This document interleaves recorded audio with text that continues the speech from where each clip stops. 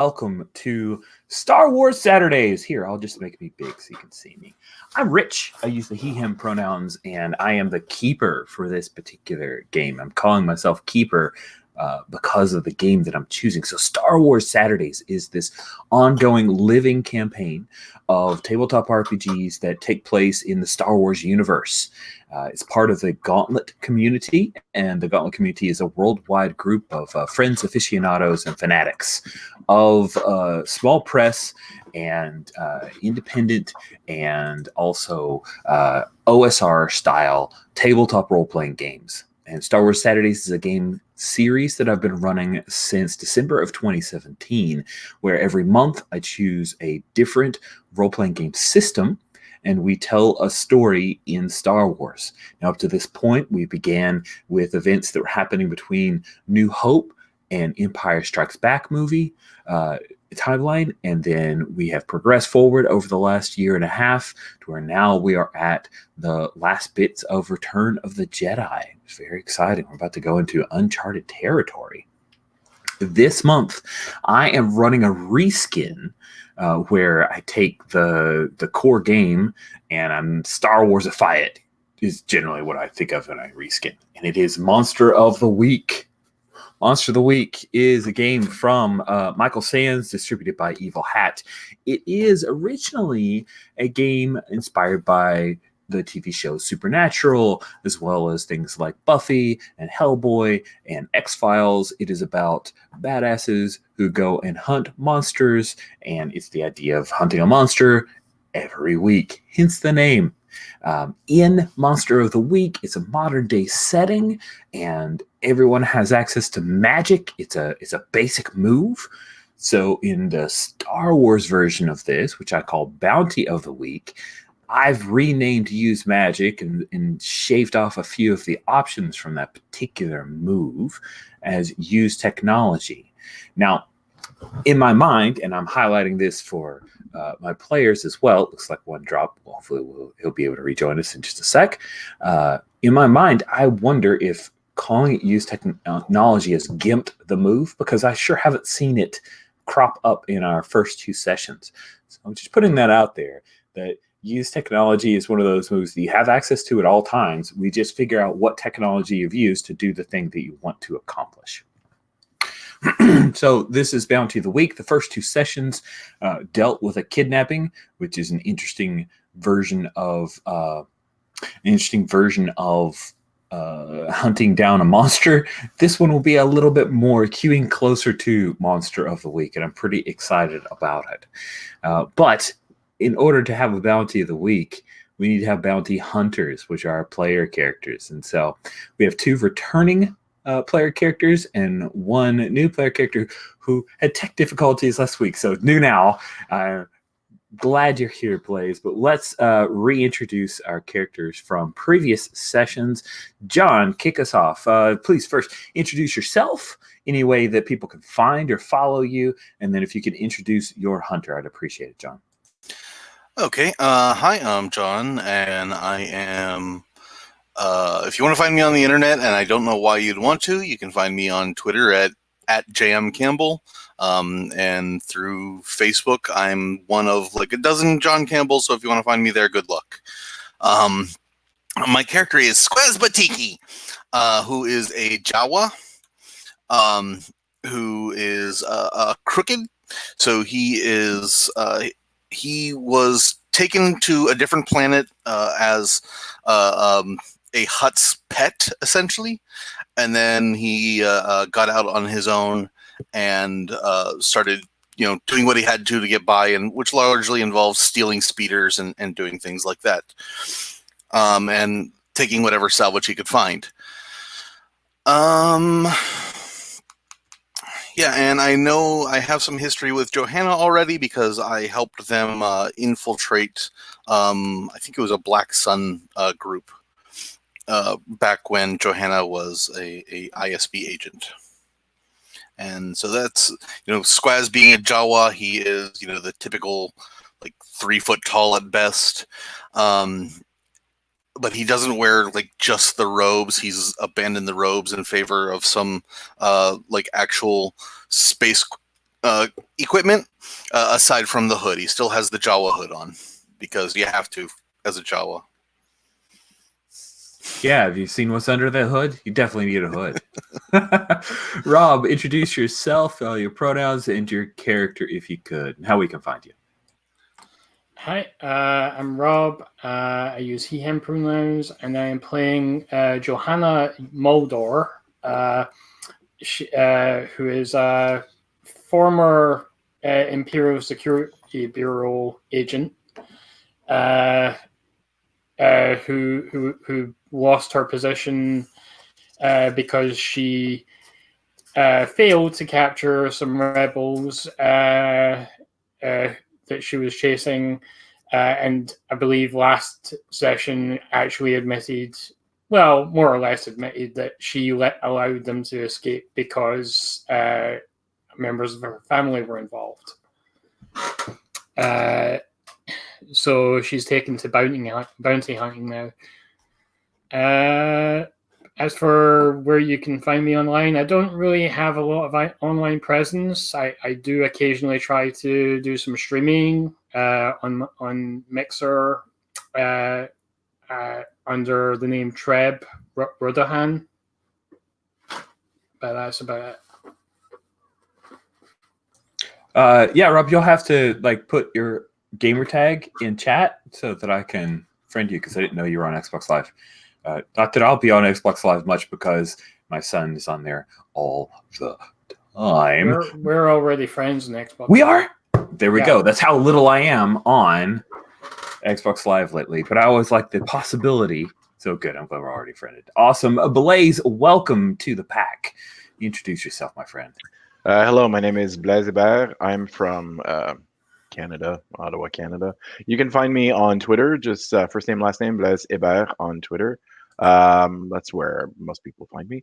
And my character is, it's funny, I've been debating on calling him Grinnick Nash or Nash Grinnick. So I'm still not settled on which first versus last name I have. So he's a professional. Interestingly enough, is that he only found himself once he became a professional. So he was like the drifter, typical drifter Trandoshan who worked on all sorts of things from like bounty groups to like trading missions to piracy to everything. And it's only when he like fell upon, I think it's House Bellinex is the one that I chose, that he found his true calling. And so his calling is like, he is someone who likes to retrieve people and save people out of danger. I know it doesn't sound very Trandoshan-like, but this is who Grinnick is. And so he's like at his best or in his best mood when he's supporting others or saving people out of the fray. It's like it gives him a sense of euphoria and validation that he doesn't get anywhere else. And that's what I have so far, but I can't wait to build some history with the others. Cool. Let me ask a few questions about House Benelux, because as part of the professional playbook, you get to choose some options here. So support teams, offices all over the place, live capture policy, and hostile superiors. So first of all, support teams. I don't think there's a whole lot of definition around that specifically in the. So how did you see the support teams working for him and his? So a bit like this is going to be pulling a thread from another universe, but kind of like dock wagons from Cyberpunk. So the idea that like high powered ambulances that can just like you can just shove a medic, like shove a victim in, and they'll whisk the person away. More like that in terms of support team. So it's like I'm the point man, I'm the the Mission Impossible guy, that goes in to get the person, and then my job ends once that person gets into the paddy wagon, and it's like, or the wagon or whatever it is. Yeah. Nice. And then offices all over the place. That makes a lot of sense. A lot of times in Star Wars fiction, you stop off and there's a Bounty Guild office. So we'll just say the House of Benelux has a significant number of those offices, including one on Canto Bight, which is where we'll be playing today. Canto Bight appeared in Last Jedi. It is Casino World. That's the short version. I've got a tab. It was until a certain thing happened, but that's in the future when it got all destroyed by steeds. Live capture policy. I think I know what that means. Yeah, live capture policy means that you don't kill your bounties. That'll be fun today, especially. Hostile superiors. So talk to me a little bit about how you envision hostile superiors in the House of Benelex. Do they always drive their hunters? Do they drive their hunters? Are they super critical, or are they hostile specifically to you for some reason?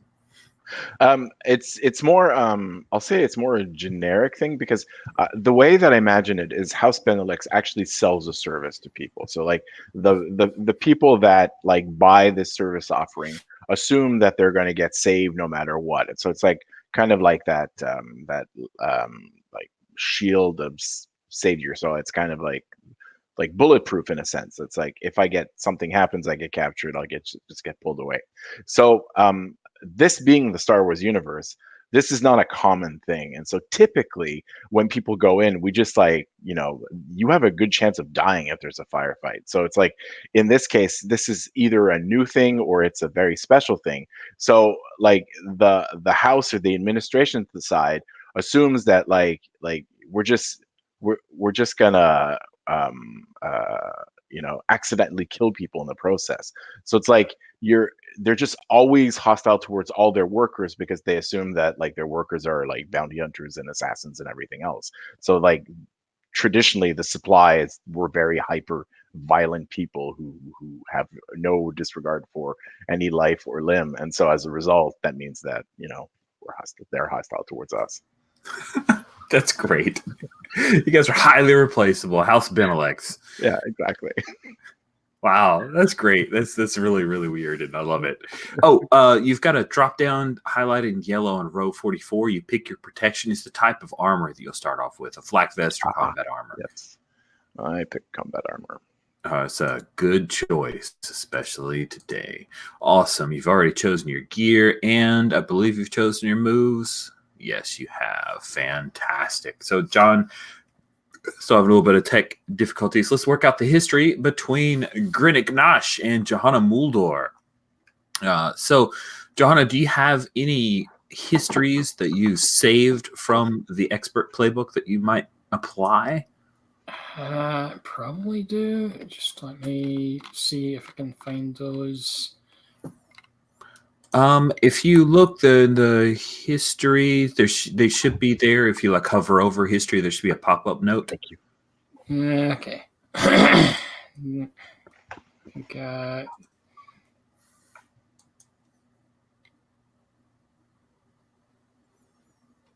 just,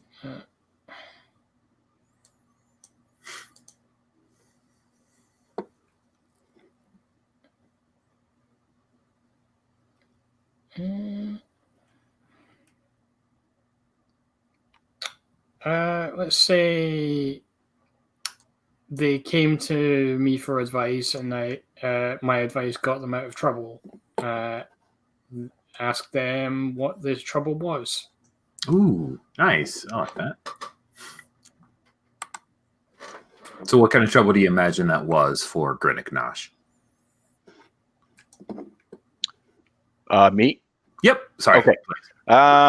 So you came to me for advice on getting yourself out of trouble or getting someone else? No, you came to me for The advice. expert. Yeah, the professional came to the expert. Oh my God. Well, that's actually kind of simple. I mean, you're the expert. Oh, you're the knowledge person. Okay. So I was supposed to pick up somebody in like this derelict space station or like an old jail. Yeah, there we go. Like an old jail built on a prison on an asteroid, and it was like a jail that was like managed by some sort of old robot system, an artificial intelligence system. So like I couldn't use any of my wits or cools to get out of there. I needed actual technical help to break into the place and try to reason with the computers in there to try to get my person out. And so I came to see you, and if you don't mind, I actually pulled you into the adventure, and then together we navigated our way into the labyrinth of all these dangerous droids that were controlling the place, and we got somebody out. Yeah. Maybe it was like ex Imperial tech. Yeah, Like, yeah, that's cool. you know, Yeah, on one of those rare occasions where the Empire decides, okay, this stuff is useless now. Let's just get rid of it. yeah. It I could don't be know a why they haven't done that with their stormtrooper armor yet. well, it was like one of those pilot experiments that ended up murdering everyone or something. Yeah, and I got to shuffle the paperwork for that. Got shuffled off and filed in the circular recycling bin. I love that. That is with the dark saber on that planet that had all the files. Good stuff. Awesome. So let's flip it around. Got a note. I don't know if you guys saw that. John's having his internet went down twice, so he's working through that. He will join us when he's able. So we're going to play on through, and we'll just bring him up to speed through the magic of us being smart people who can figure out an excuse. So, Grinnick, what history do you want to throw back towards Johanna? You've come to her for advice. That's how she has a tie to you. But what do you want to throw her way? Where are there? Is there a page on the Keeper where I could find some of the examples? You bet. So if you go to row 31, the word history, if you just hover your mouse over it, it'll pop up with all of the histories for the professional. Do you see it? I see it. Yes.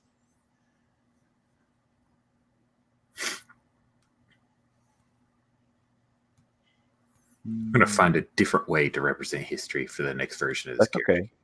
No, it's not easy.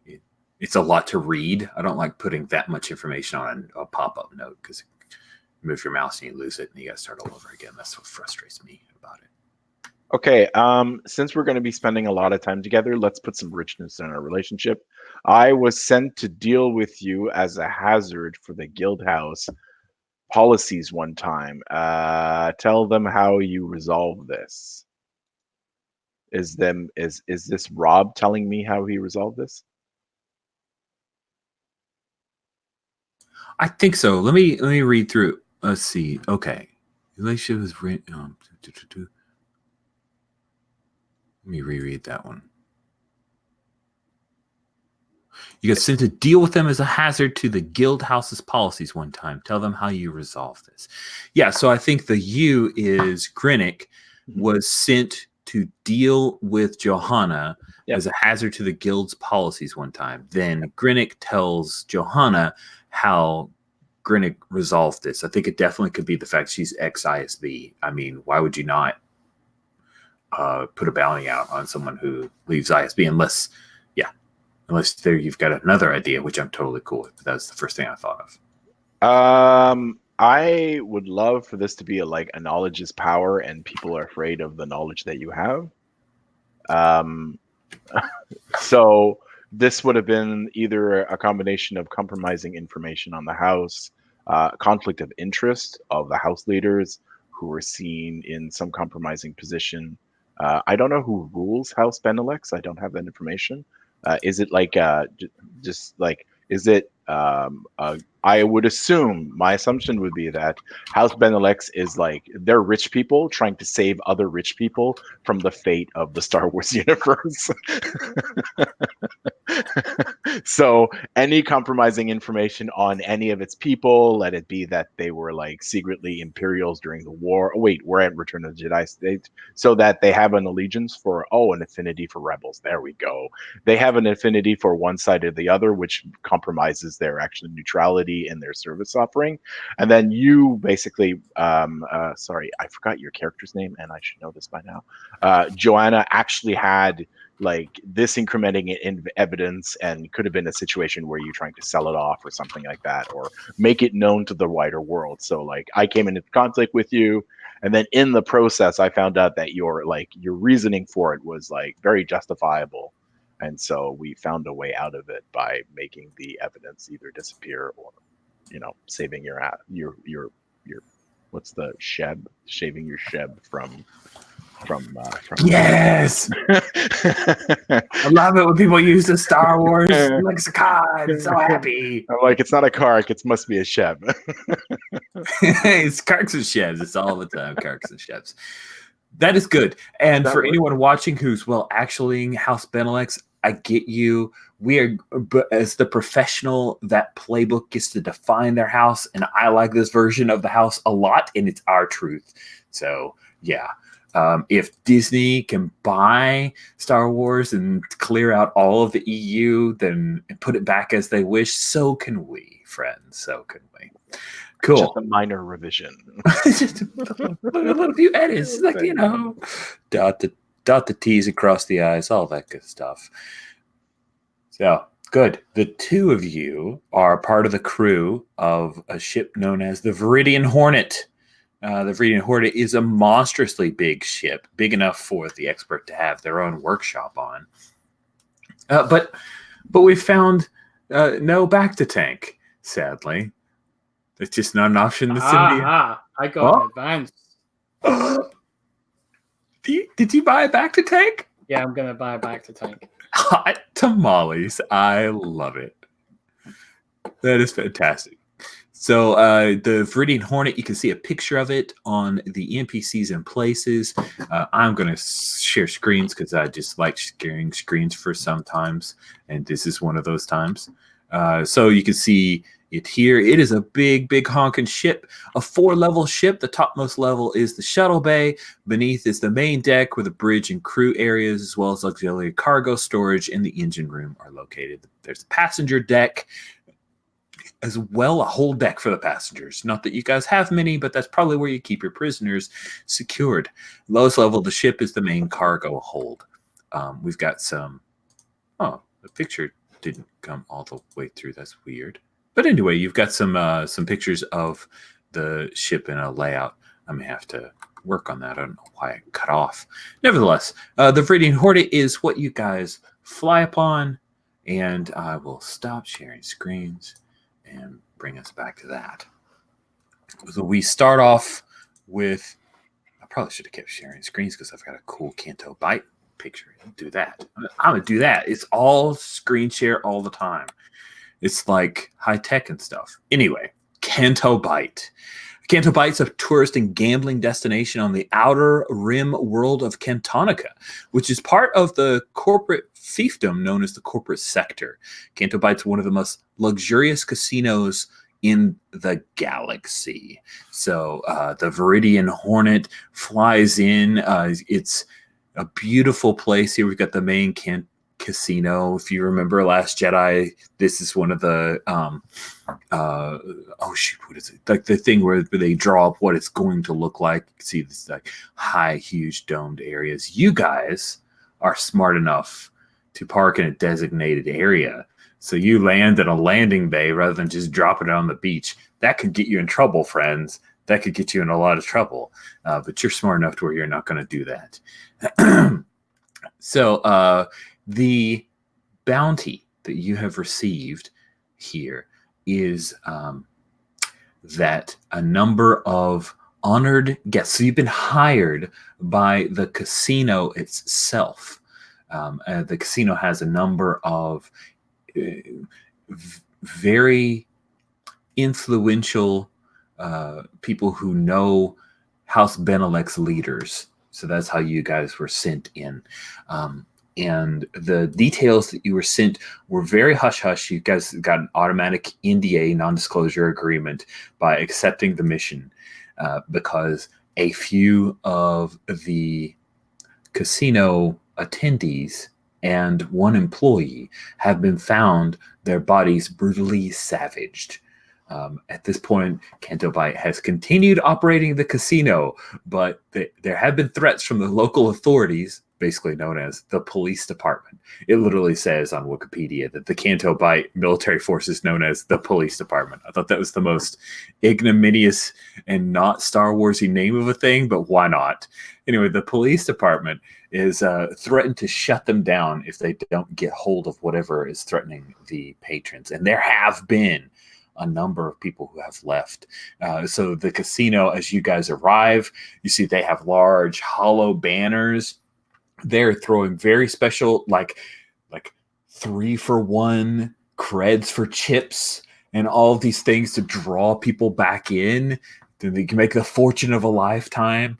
And you notice that some of the clientele are just a little less of the ritzy side than the normal military and elite that seem to enjoy Canto Bite's pleasures.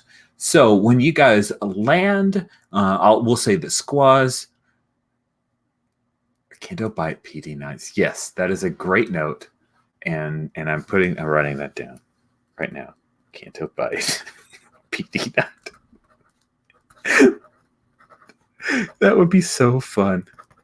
Just do it with like some kind of cheesy yes, like a Star Wars Miami Vice. That's the best thing. So you guys arrive. We'll say the squaws is your pilot, so he's doing all the post-flight checks. We don't have to say he's the pilot because he is literally your pilot. That's one of his things, so that works perfectly. Look at me, John. I'm buying you time, friend. I hope your internet comes back soon. So once you guys have arrived on scene, what is it that you wish to do? I'm going to check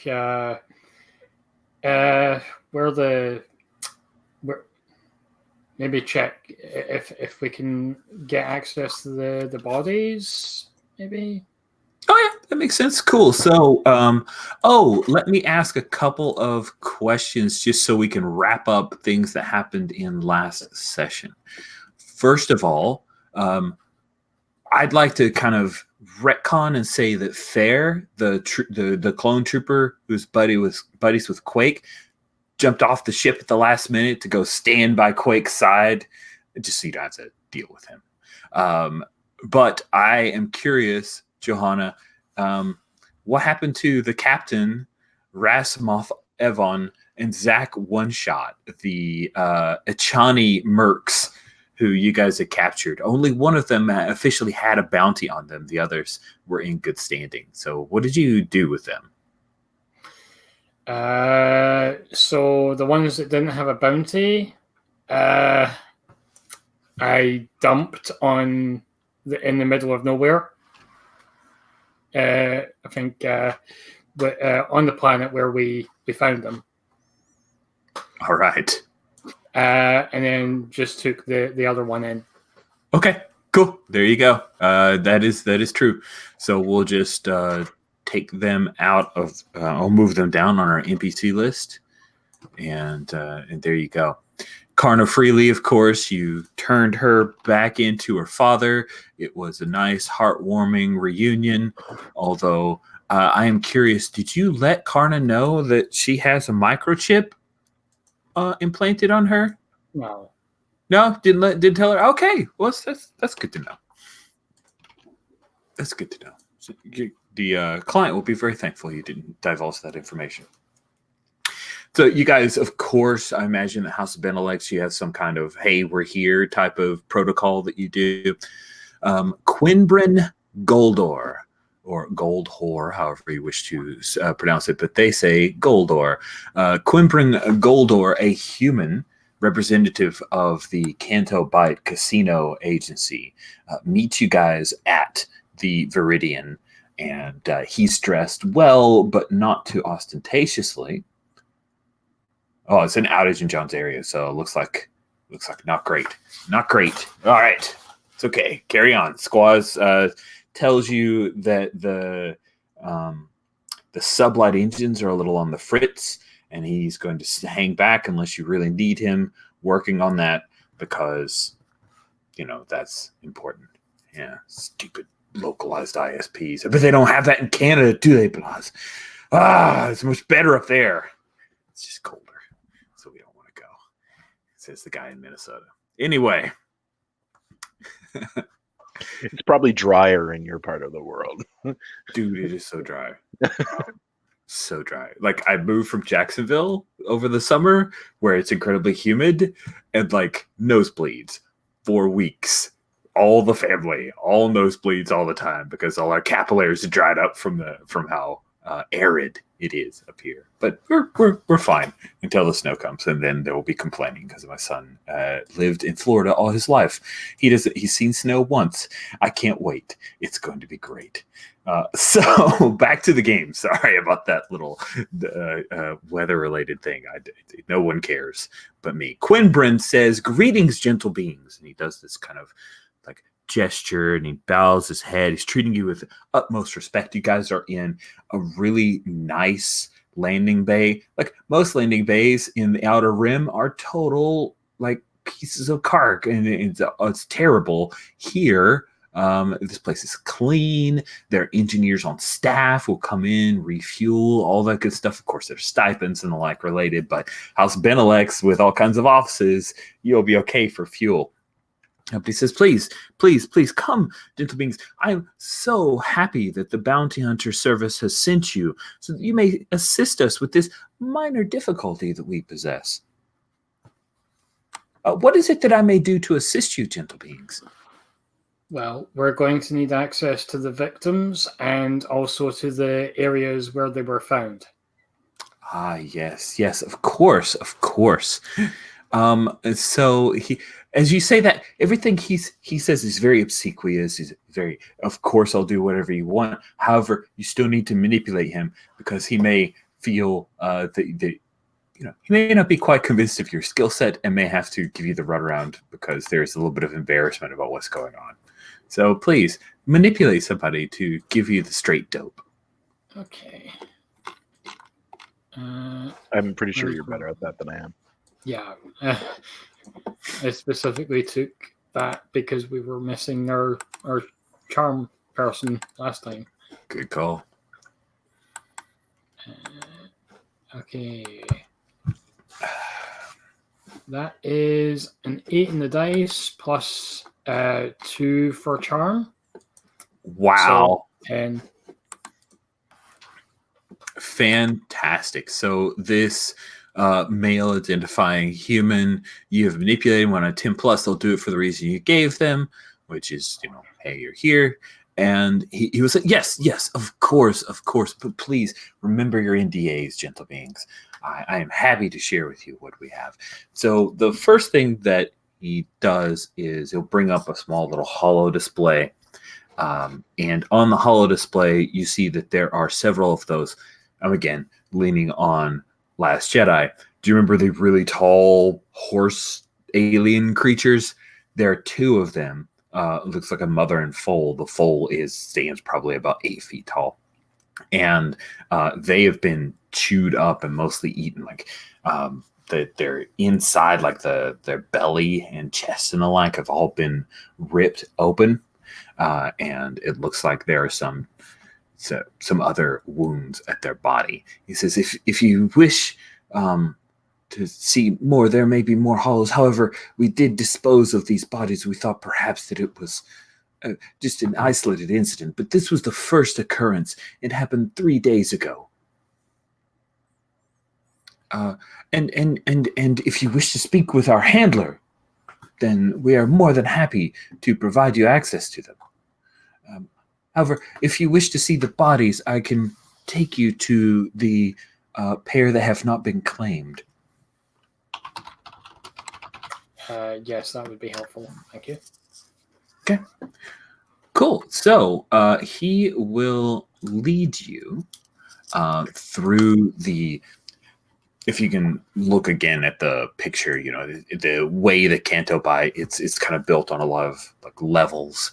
So you guys stay on the periphery. You can hear all the cantina jazz music playing and the like. You can smell the smell of alcohol and intoxicants and the like, and heavy perfumes from the female identified who want to make themselves seem more enticing, or male, all the gentle beings who want to seem more enticing. But you guys are on the periphery working along the Duracrete alleyways until you come to a small area that has a kind of cross. I don't know how they do it in Star Wars, like how you identify a medical center. I don't think I've ever seen that in Aubec or Basic, right?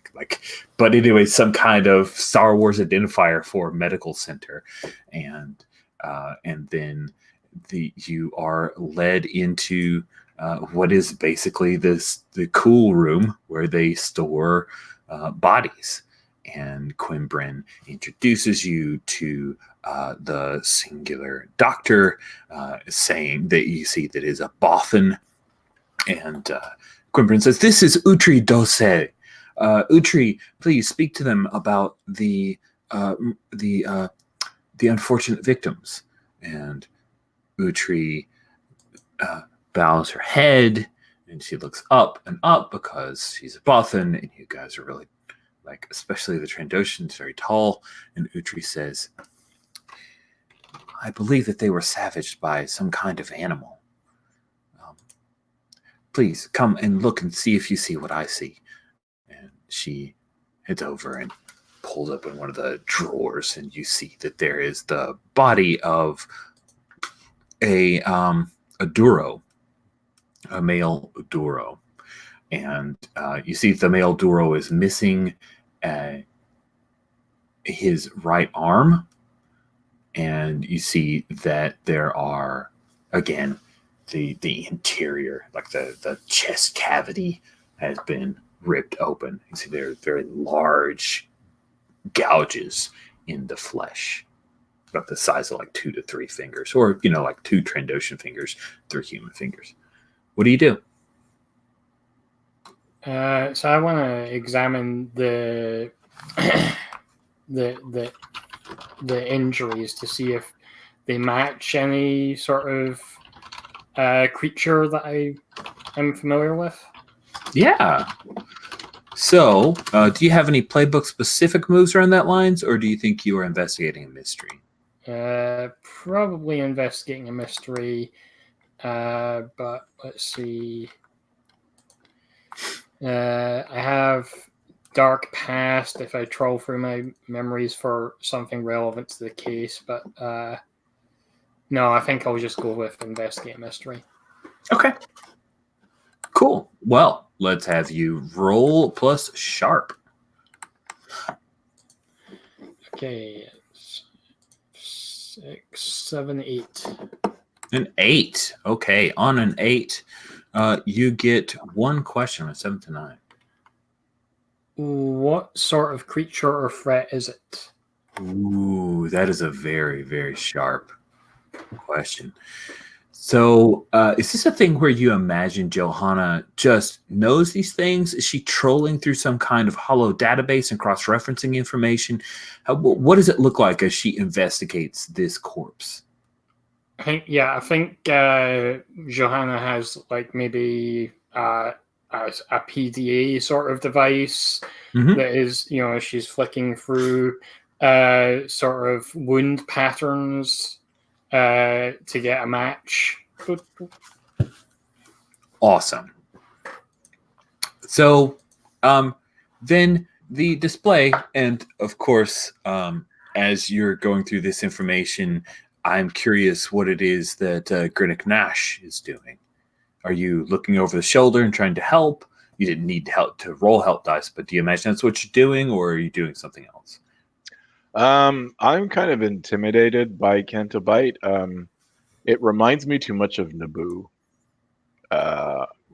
And I don't find it a very welcoming place for me as an individual, especially as a Trandoshan. That's fair.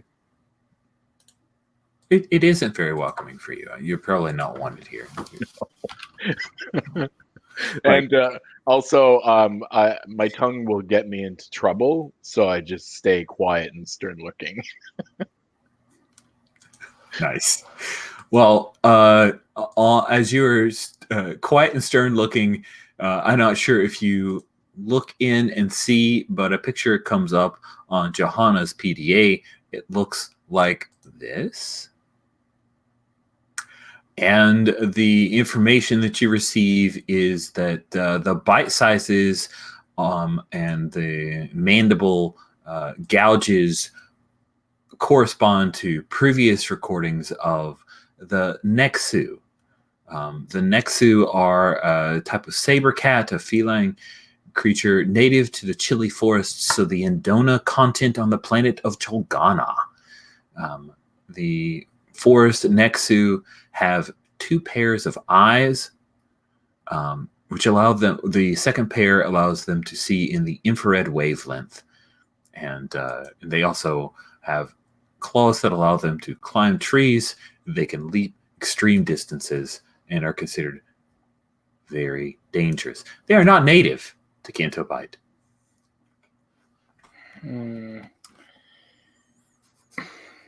I react with a groan. Carking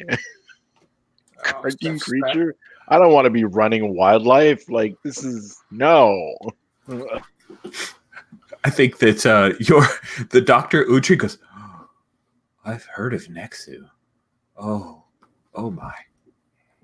And immediately Quimbrin says, that is why we have experts here. And pats her shoulder. Do not worry. You'll be perfectly safe. Have you heard anything about any of your guests, perhaps, that have a taste in exotic animals as pets? Quimbrin says, oh. Trade in Nexu is illegal. We would not know about anything along those lines, friend. I'm sorry, gentle being. That is not information that I have access to. What about circus, like performers, any licensees or anything that would, I don't know, have these as acts? Ooh, that's a good question. Quimbrin says, there is an individual who may be involved in such things. I could introduce you to him. He is a hut. Ah, of course. Jela Ramesh Kalina of Hut Space. Would you like for me to make the introductions? Yeah. Cool. So, there's a moment when Quimbrin says, he is currently gambling. I would recommend that perhaps we wait until he retires for the evening. That's hours away from now.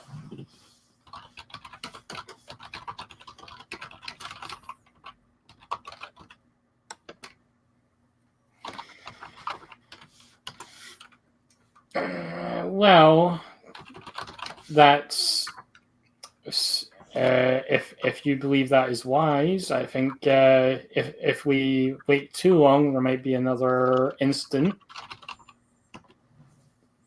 But if you're willing to take that chance, I'll trust your judgment. Ooh, nice. You put the screws to Quimbrin. Quimbrin's little sweat appears on his brows, his perfectly coiffed hair. He pulls out a little monogrammed Canto Bight kerchief and dabs at it. If perhaps you could obfuscate your weapons, my friends, gentle beings, I will bring you to the main casino floor, and perhaps you can beg some time from our honored hut guest.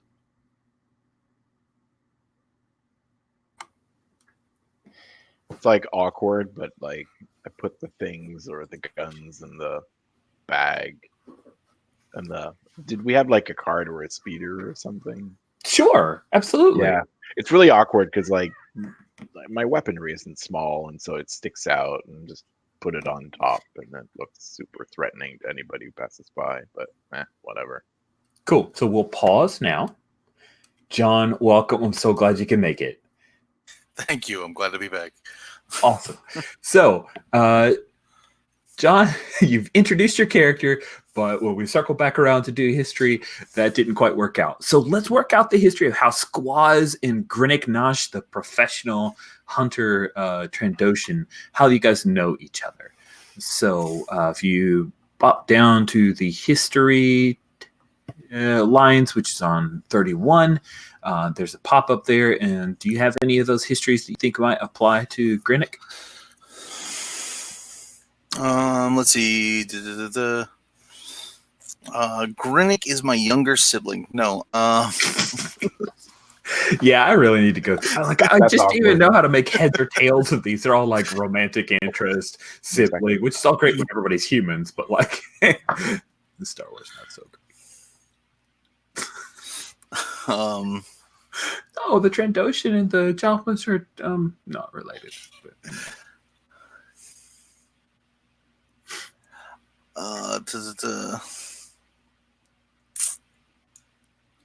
I don't know. Did Grinnick maybe save my life when a bounty dropped on me, or I could do that. Yeah, that could be a thing. are you the type to be my moral compass? That could be actually pretty funny. And get you into a lot of trouble, maybe. We'll see. Yes, moral compass. Yes, that much laughter. It has to be true. I like that. Sweet. Cool. So that's it. Moral compass, and then flip back to Granick Nosh. What do you think your relationship with Squaz is? I really want to play on the fact that he's a driver, and I would like for us to have met on a mission and work together unofficially and successfully. And like, I would change unofficially to accidentally. Like, as in, I had a victim with me and I walked into traffic and tried to commandeer a vehicle, and it turned out to be his. He refused to get out of the vehicle, but then we negotiated a way that he would drive away. And so as a result, we got like shot at by everyone else. And so it turned out to be like a lot of fun for both of us. And in the process, Sounds we good to became me. Is that That's Lethal Weapon 3? exactly. That's it. I just need to go back and watch old Lethal Weapon movies to figure out histories to replace these relative ones. That's good. Good idea. Sweet. So let me give you the 411 squaws. So you guys are currently on Canto Bight. Canto Bight is the casino world from Last Jedi. So just think Monte Carlo, but it's a whole world because Star Wars. You guys have landed there. There were reports. The reason you were called in is that there were reports of people who have been mauled, perhaps a wild animal or something along those lines.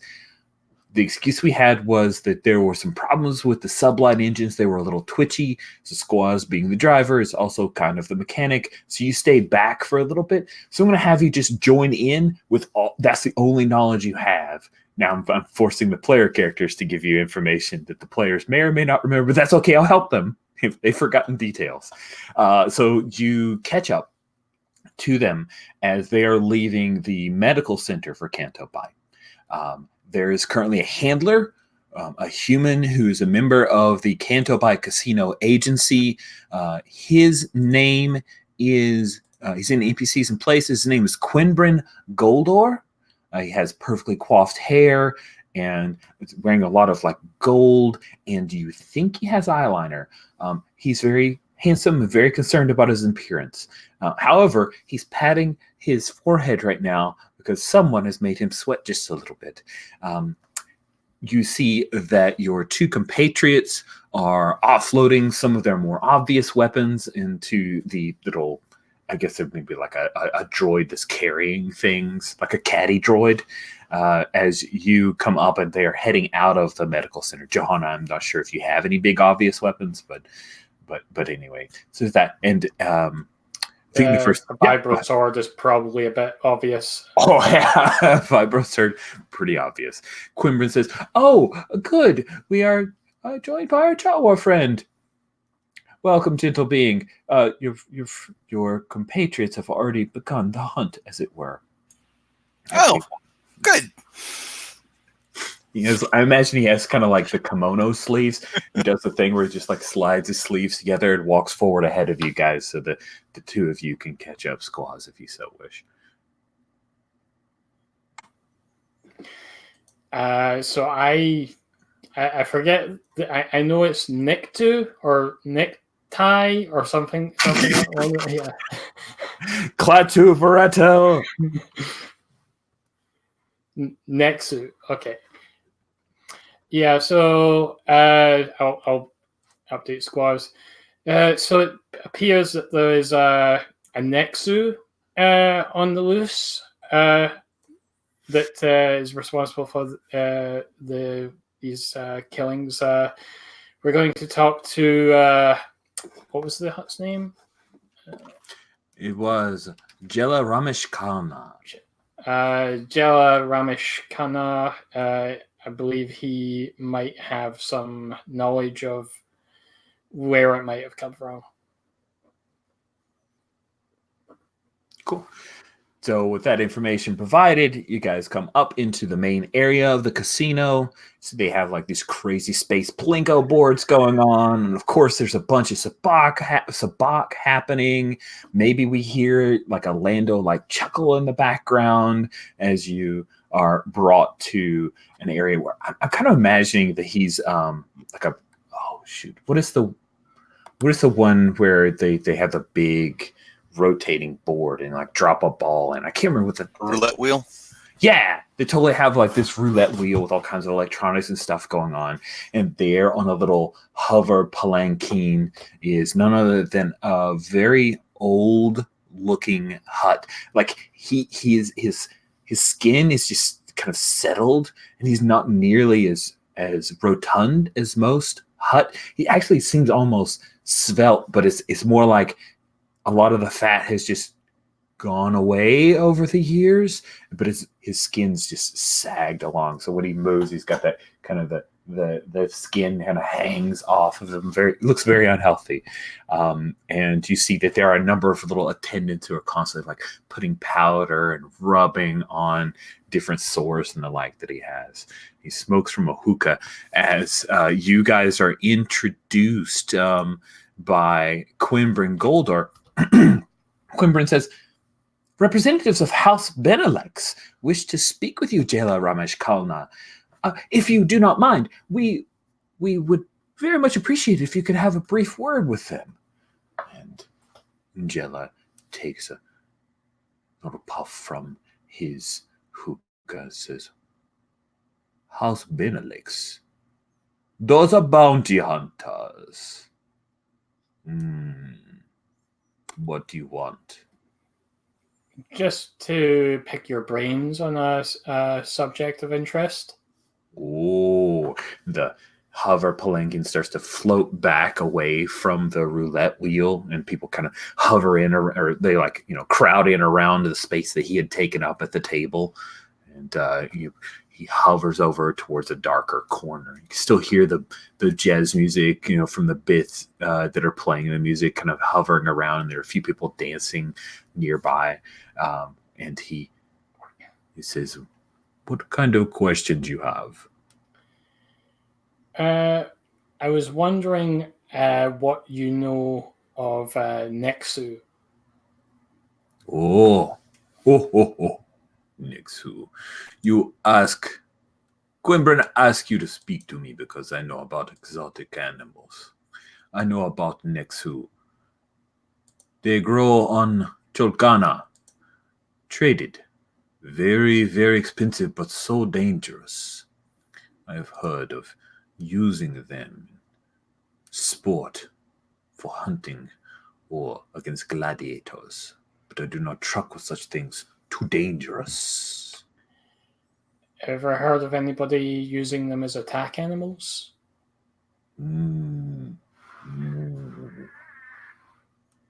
That would be very, very difficult. Nexu. Yeah. Irascible. Hard to tame. There is...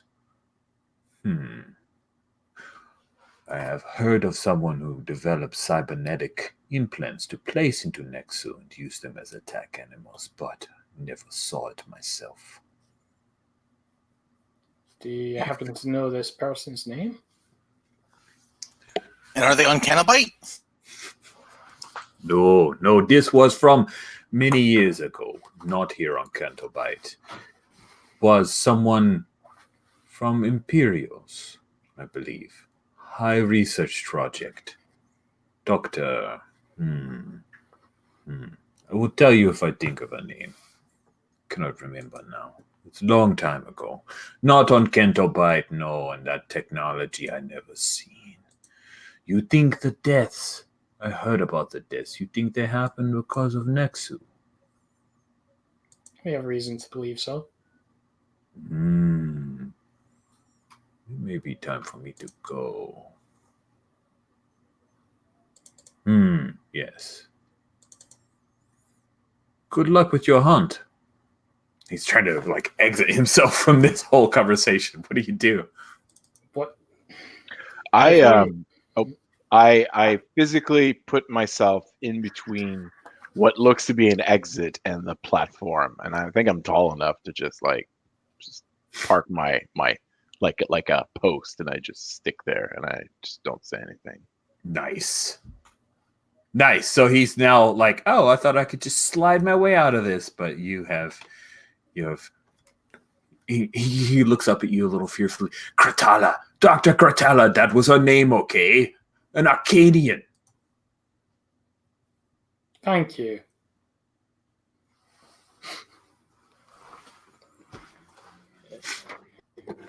Dr. Kratala.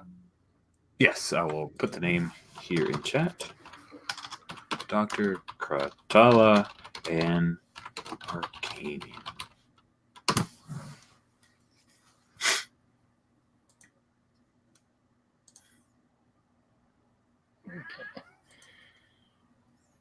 Once he does, I step out of the way. He floats back, comes up, sees that the roulette wheel is all busy and everything, and just floats away back over to the bar. What do you guys do? So I'm going to look up that name on a database of some kind. Can I'll ask what was his name? Brennan? Oh, Quinbrin? Quinbren. You ever heard about Dr. Kratala? Like any Kratalas in general staying here? He starts to answer you, and then he steps slightly away from you and speaks a little louder and pulls up a small data pad. I'm terribly sorry, gentle being, but it appears that we have no Dr. Kratala in any of our databases. If he or she or they have ever been part of the casino's attendee list, I am not aware. I don't believe him for some reason. Oh, okay, cool.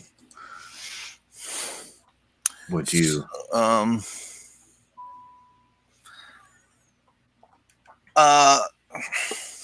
Could I? I'm just gonna try and take the data pad out of his hands. Ooh, neat. Okay. Cool. Yeah, you can do that. That's not even a die roll. All right. And take a look at it and see. Sweet. Good. So I think that what you're trying to do then by doing that is you would like to investigate a mystery, huh? Mm-hmm. All right. Go ahead and roll plus sharp. Right.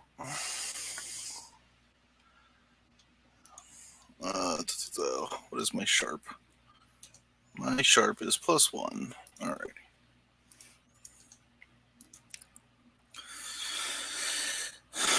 Eight, so 9. Okay, you get one question. Alrighty. It's a hold, so you can, you of course can. Yeah.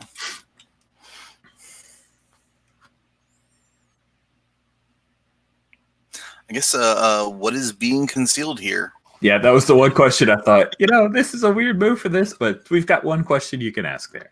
What is being concealed here? So you search the database, and Quinbrin was not lying. There is no specific information about a Dr. Kratala.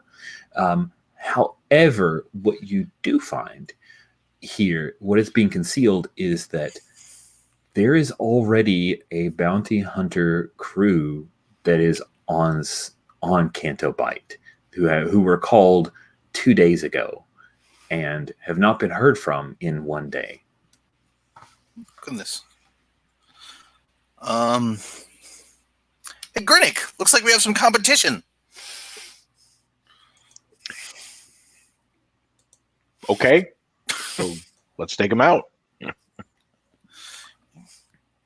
Does it say anything about like where they were last seen or anything? Or Yes. So, but with that information, you have the name of the bounty hunter's ship, and where they basically their landing area, which was actually in the cultivated woods that exist just on the edge of Canto Bight. Like they were totally land out in the woods, go hunt for this Nexu type thing. Although they didn't know they were looking for a Nexu, you think, because you guys discovered that. maybe they did the hard work for us and already caught the thing. We just need to nab it from them, and then we're good. We could sabotage their ship, or make it fly away, and then they could just go chase their ship or chase their own tails or something. That would also work. Just definitely go check out their ship. Yep. Johanna, sound good? Cool. The ship's, I was just going to say, the ship's name is the Retribution. Okay. Because Kalina mentioned that Dr. Kratala had worked for the Imperial. Mm-hmm. You know, could I maybe use my Dark Pass move to? Why, maybe you could. Okay. So I'm gonna roll. Nope. Okay, that's free on the dice. Plus 0 tech, so nope. Okay. So that's a fail. Let's see. Let's see here. On a miss, you can ask a question anyway, but that means you were personally complicit in creating the situation you're now dealing with. Oh boy.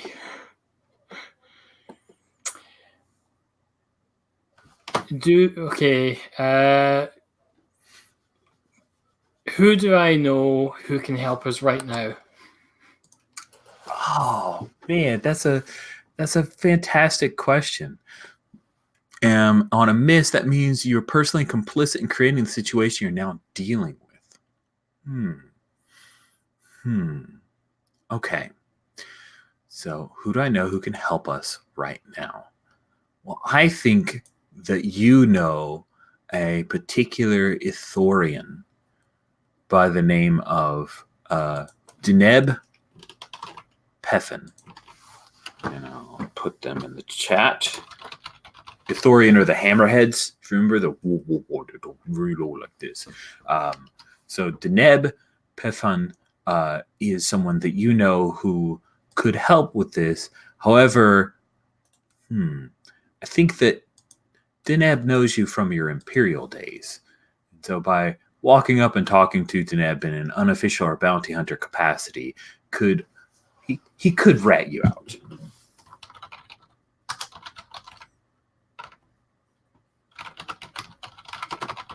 He's an information broker. He's come to Canto Bight because this is a great place to trade information with influential people, and they have like a 2-drink minimum, so it's good.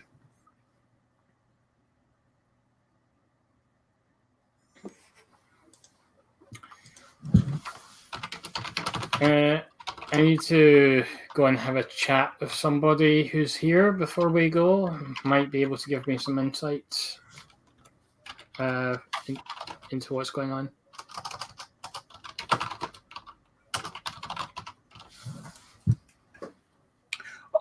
Cool. I assume you're telling the group, or just telling? Okay, awesome. Yeah, I was just saying. I wasn't sure if you were telling Quimbrain because he was like, "Yes, of course, Gentle Being." No, I was saying to the other two characters basically. Okay. What do you? I may know someone who can help, but it's probably best if I deal with him alone. If you think it's best. Yeah. Grinnick Nosh, who is the moral compass for squaws, respects the privacy of Johanna. Cool. So what will Grinnick and squaws be doing as Johanna skulks off to talk to her dark conspirators? I'm going to give Quinn Brennan back their data pad. He pulls out a small cleaning cloth and studiously cleans it. You want to go scope out their ship? Yeah. Yeah. Nice. Cool. So, Johanna, you find that this information broker is at one of the mini bars in I'm imagining like one of those horseshoe style booths, right? It's not one of those big party horseshoe style booths, but like a smaller one, so it could probably seat like 5 people. And he has a little data pad up with a keyboard. He's tapping away. He's a Thorian, right? So he's tapping away with his big long fingers. And when you come near, he turns and his little eyes regard you, up on the kind of the skin flap of his head. Deneb, it's been a while. Johanna Mulder. Been a very, very long time.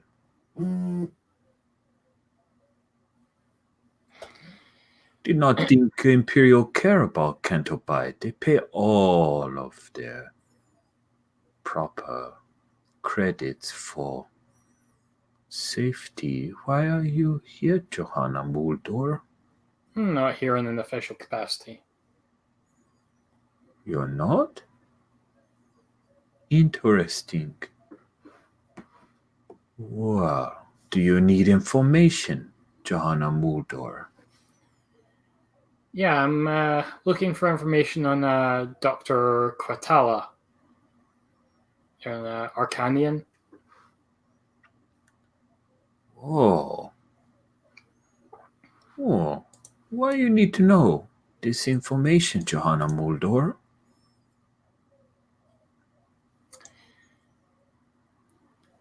I have a feeling that the Imperial resources are being misused.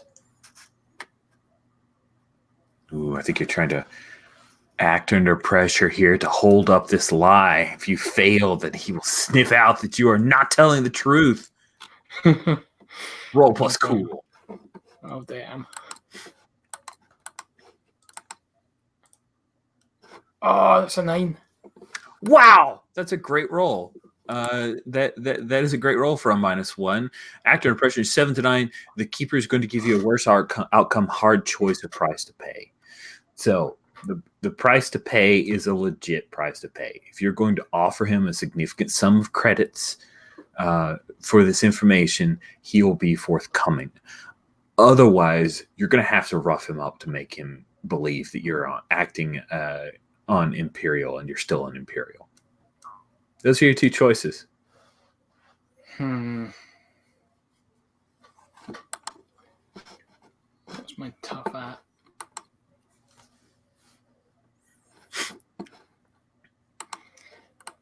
Yeah, I don't want to rough him up in while he's enjoying the hospitality of those who are kind of paying for this. So yeah, I'm gonna have to pay for the information.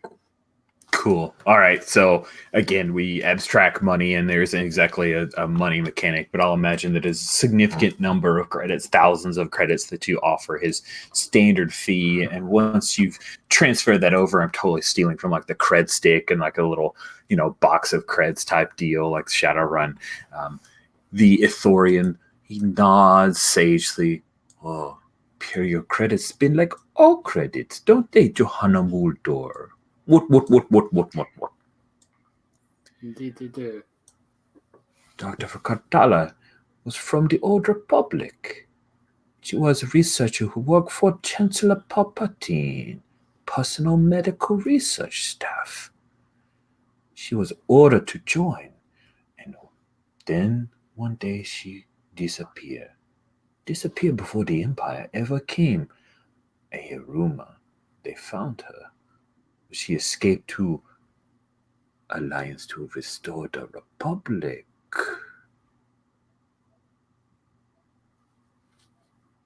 She's a very good researcher on cybernetics. Why are you here on Cantobite looking for a cybernetic doctor? So curious. Johanna Mulder, You make me very curious. What?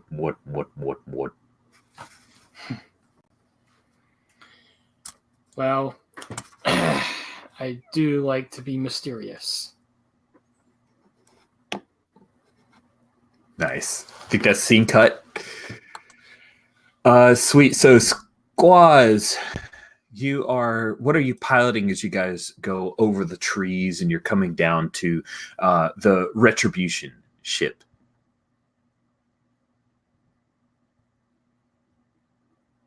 John, you with us? He is frozen. It's an illusion. That is not a real John. That is a John that looks pensive or thoughtful, but in actuality, it's just a frozen image. He's still thinking about that speeder question. He is. He is. Should we give him some more time? I tell you what. Oh, Yeah, I was going to ask for a break anyway. I was about to say, hey, John, we actually were at a scene cut, and this is about mid-game. So let's go ahead and take our break. It is 18 after the hour. Let's go ahead and make it a nice 10-minute break. Hopefully everybody's systems are still up and running when we come back. We'll see you guys in 10.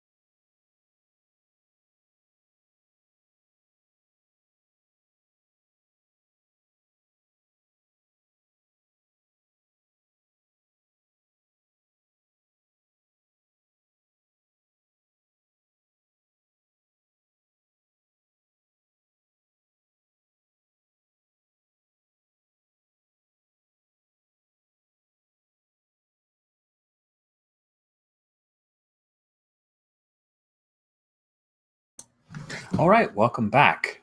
So we will pick up with Squaws and Grinnick heading towards the landing spot of the Retribution.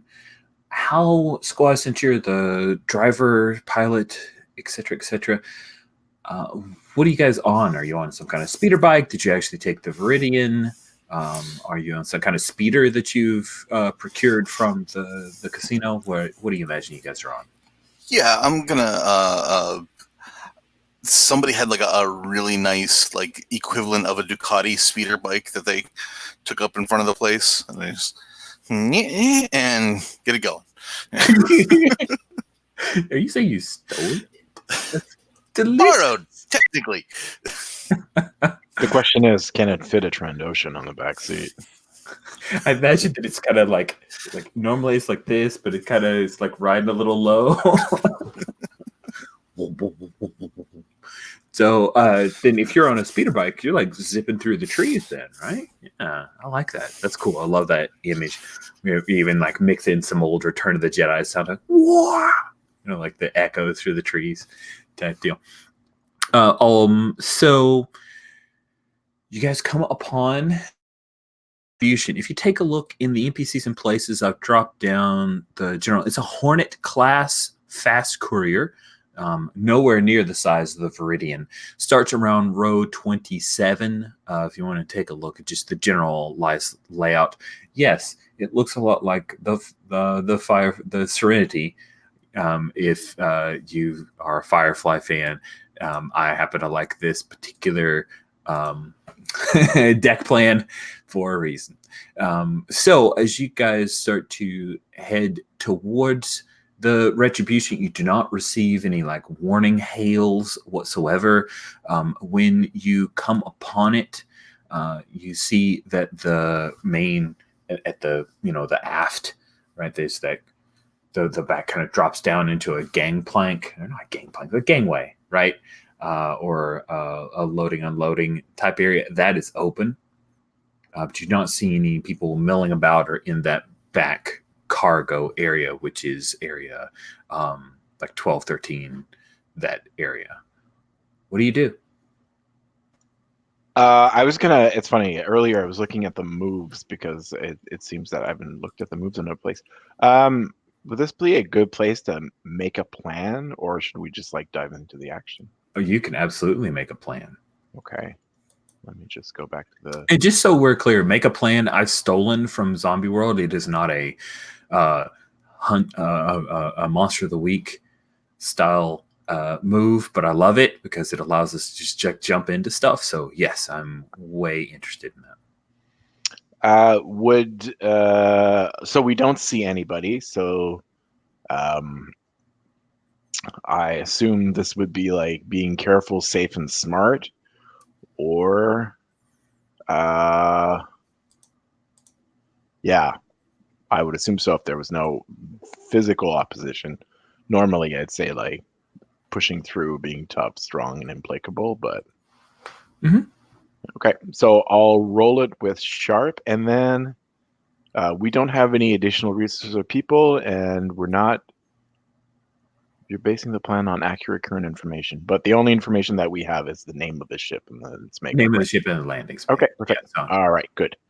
Okay, well, straight blue 2d6. Well, it's not straight. You do get to add your sharp, unless you have a flat. Oh sharp. Yeah. I've got a 1. A 1. Yeah. Modifier +1. Blue. Let's roll and find out. Whoa! What? Whoa! Boxcars. Boxcars. Nice. Cool. So using our move on a hit, you arrive in the middle of your plan in decent shape. That is fantastic. So you guys land the Ducati style speeder bike. Kind of have a couple like tense music going on. We have Grinnick. Oh, I'm going to look at your gear because I'm curious what it is that you carry. So you've got a grenade launcher. Holy crap, that's awesome! Yeah. A big knife and a blaster carbine. Oh, that's delicious. And I guess, Squaws, you've just got your main blaster pistol out and you hide your holdout. So you guys come in. first thing that you notice. Maybe one of you says to the others, "There's no power on in the ship, like it's powered down." The next thing is we see Grinnick. You sniff the air, and you smell old, like days old death here. And you guys arrive in the middle of your plan in decent shape. That is when, as we jump over to NPCs and places, you end up in the one of the crew dorms. So you've made your way through. I'll screen share because I'm like moving my my iCatalog, and it's probably not helpful for you. So you make your way up into the aft of the ship. You cross through here in area 9 where the cargo and passenger area is, and you see that there's like this huge blood stain along one wall, and you see that there is a few bones that are left behind. And then when you come into the crew dorm, and this is the point where we like drop you into action, I think Squaws, you have to jimmy or slice the lock, or no, they wouldn't have. No, you guys come in, and the door is open, and in what was the bed, right? It's been ripped up, and there's a whole bunch of like this was some kind of like mattress, right? And it's been ripped and torn up, and so it's just a bunch of fluff. And in there are 6 Nexu babies. What do you do? Damn. So was the bounty just on the big one, or do we get bounty for these too? That'd be pretty neat. And they're like this big, and they're incredibly cute. Like their eyes are huge. Both pairs of eyes are very big, and their teeth are like needle teeth. So it would be painful, but they're definitely not predator killers yet. So I'm curious, Squaws. There is a hand, like an arm of a being that is here that they are currently munching on, like ripping some of the skin and meat and flesh off of it. What do you imagine? Is this like human? What species do you think it is that we see there? I'm gonna say like Bothan, so it's like has kind of like long hair hanging off it, and it's a bit bigger and kind of clawish. Oh, nice. And many Bothans had to have died for this. So Yes. Yeah. I strangely have a question, or maybe that's like covered in one of the moves. Let me just see. Probably investigate a mystery. Let's go investigate a mystery. Okay. So you said that there were bones on the floor. Mm-hmm. Is there a way, would I roll and investigate the mystery or roll a sharp to find out if the bones are rib bones as the ones missing from the victim? Oh, cool. Let's see. I'm just trying to see if there are any questions from Investigating Mystery that would answer that.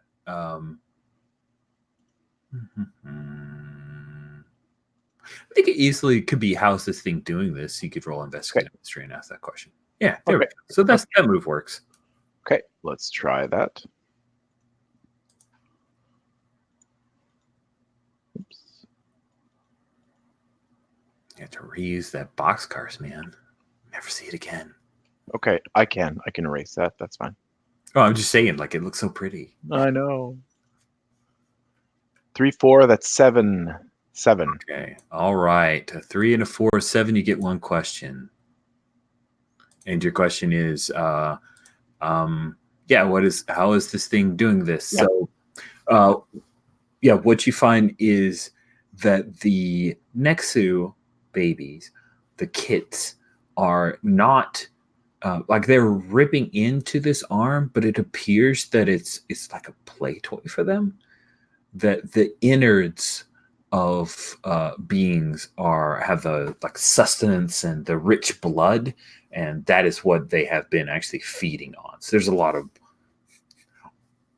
remnants of organs that are on the outside of this particular cot. Squaz, what are you doing as your friend Grinnick is investigating and looking closer here? I'm gonna try and get Johanna on the call, or like on the comms. Just return the call. Yeah, Sounds awesome. See. Hey, we think we found the Nexu. Well, we at least found a lot of babies, and I figure the mom's probably gonna return if that's what the whole deal is. So we could probably use you very quickly before it does.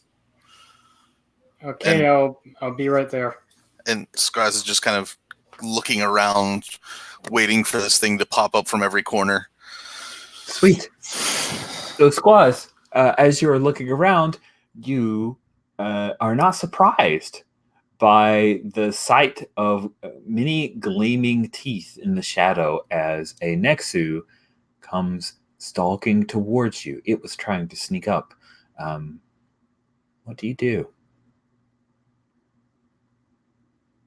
Oh, you're talking to me, John. Okay. Yeah. I think Squaz's first reaction would just be, shoot. Kick some shebs. Yeah, because tough is what Squaz is good at.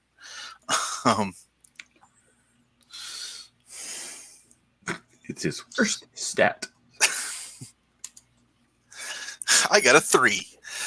Okay. All right. Rock on. So, Grinnick, you heard Squaz let out a yelp. This Nexu, which is, this Nexu that comes upon you is a male. Squaz, you get that information from it as it bites you in your leg, and you take 3 harm. You guys are all healed up. Enough time has passed where nobody has any harm coming into this fight. But you've just taken 3 harm, and it's AP, I'm sorry to say. So that is 3 straight harm coming your way as he bites into your leg and does not let go. He starts to pull you back and away. What do you do? Oh, you muted yourself. Grinnick, you see this? Yeah, I'm gonna. Grinnick, help! So, It's hitting me! before anything could actually happen, I just switch on, and so like I just turn and just lunge for the Nexu, and I know exactly like I'm going to like try to like jam my arm into its mouth to like wrench it open so the leg can pop out. Nice. Oh, that is tenacious. Cool. So I think that what you're doing then is you're also kicking some sheb, but it'll basically allow Squaz to be free from he'll still have the 3 harm, but he won't be drug away and having to pry Nexu teeth out of him. That's awesome. Go ahead and kick some shebs. You should be pretty tough. Yeah, I got +1 tough. Yeah, +1 tough. Nice. So cool.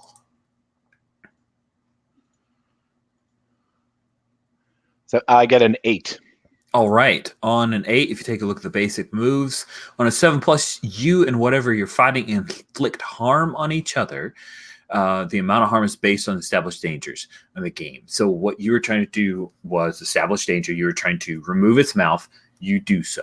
It reaches up and claws you along your arm, and you take 2 harm. However, armor will apply to that. So I think with your armor, that doesn't even hurt, right? So it claws along. You see the big rents of Nexu claw along your little kind of forearm brace, and it scuttles back and hisses at you. And then you hear a bunch of little Nexu kits hiss back, like from cute, adorable kit noise. But they're not terrifying. So let's come back to Johanna as we cut from that. Squaz has just asked for your assistance very calmly, let you know there may be a mother. They found the kids. Doesn't sound that stressful. What are you doing, Johanna?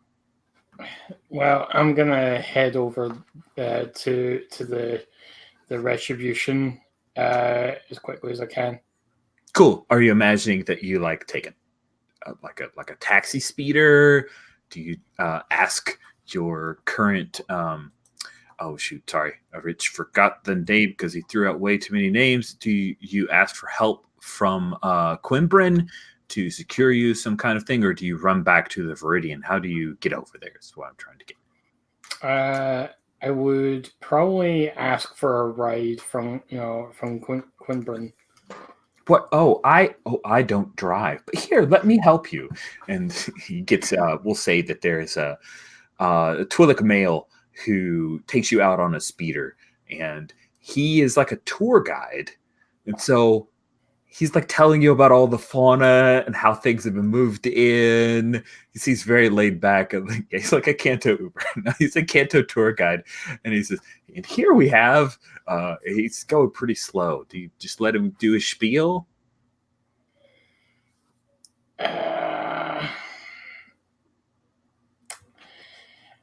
I will.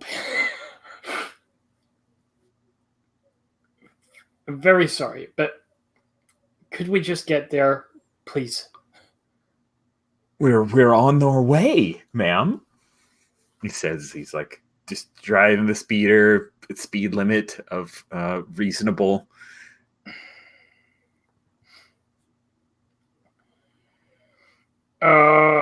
This particular pool was manufactured as part of the planetary landscaping. Here, did you know that this used to be? Would you mind stopping that? Looks interesting over there. Oh, of course. And then I'm going to push him off when he stops and just drive myself. It's awesome. We just see him like fall out and crash through a couple of trees and hit the ground hard, and you take terribly off. Sorry. In a hurry. It happens. Okay, cool. So we cut back to the fight. The Nexu, this Nexu appears to be a little thinner, less developed muscle from the picture that you saw on Johanna's like PDA, and you believe that it's younger. And again, you squaws did know that it was male. So it comes back and it starts doing this kind of like it's looking for an opening thing. It does not seem to recognize that you had a blaster pistol since you didn't actually get to shoot it. You're not sure if it knows what blaster pistols are. So it is slightly afraid of the Trandoshan, thinks you're a tasty treat. What do you do? Does it have any kind of like mechanism on it? Like great question. Any gleaming metal, anything that looks not Nexu. Yeah. It looks 100% biological. There's nothing that's been done to this Nexu that you can tell. Okay.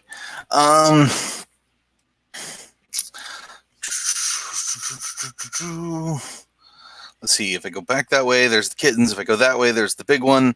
So I am going to try and find a place that I can hide.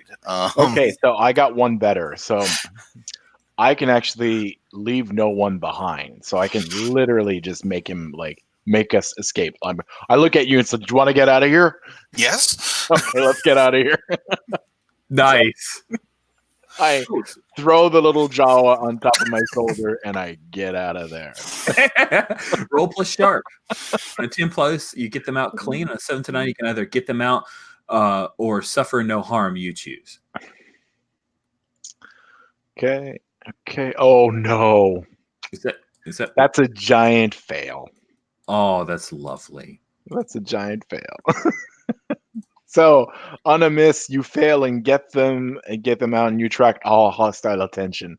So do you want to narrate this, or do you want me? I assume that it leaps on my back as I try to pick up the thing, and I fall on the ground, and it's like I love it. I love it. Cool. So again, the teeth are 3 harm AP. So you reach for Squaws and it sees that opening and it just leaps on top of you and knocks you down, bowls you over and bites into your chest. Like you can feel the teeth bite through the armor. You feel the blood kind of seep out and it bites hard. And it's like a lockjaw type thing as it bites in. It starts kind of doing his head back and forth, and you take that 3 harm. Squaws, since he's the one who failed the move. Oh, by the way, mark an XP. You get XP for failed moves in this game. Squaws, hey, you're good now. You're safe. You Yeah. out, but you're okay. What do you do?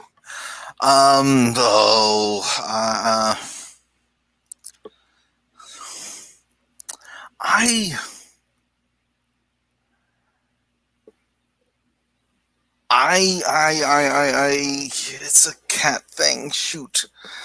I'm gonna grab one of the kittens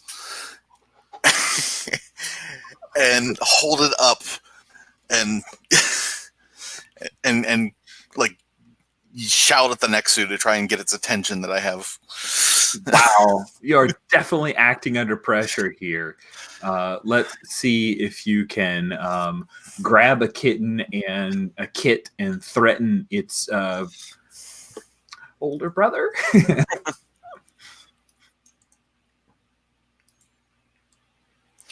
6, 9. Oh, 9. That sounds awesome. Cool. So what you do is you hold that forward and the thing, it like opens its mouth and its maw is dripping with blood and it lets out this like cat scream. You ever seen the weird, not a roar, but like that high pitched scream that some cats emit? And it starts skittering back away from you. You could tell that like it does not want you to hurt its kid or the kid. It's a yowl. That is perfectly exactly it. You cut outside to Johanna as you are rushing along above the trees in your speeder. Through the canopy, you're able to see that there is a Nexu that has started charging quickly towards the area where you are headed. It looks large. How large is the speeder that I'm on? Oh, you're on like a Luke Skywalker from New Hope size speeder, or the speeders that were in Phantom Menace and on the Capital World.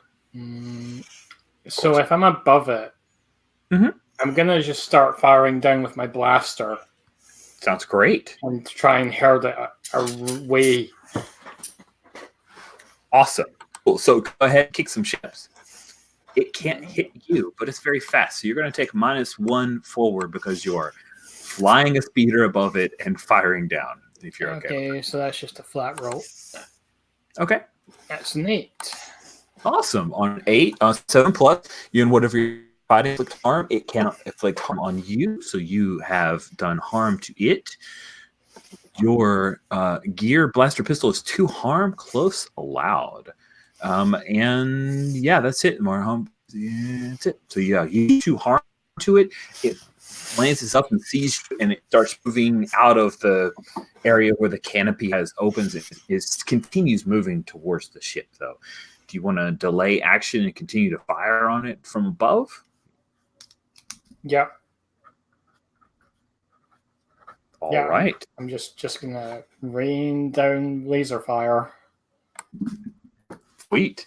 So let's go ahead and have you kick some shebs again.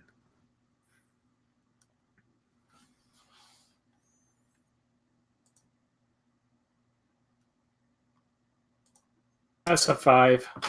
Okay, cool. So you fire on it and you hit it again, and it looks like that's 4 harm. This is a lot for an Exu. When you hit it, it like falls and kind of skids in the dirt for a little bit, and you have a moment as it slams into a bush, a small shrub. You have a moment of victory, and then when you look up, you see that there was one tree taller than all the others. and you're about to bail straight into it. What do you do?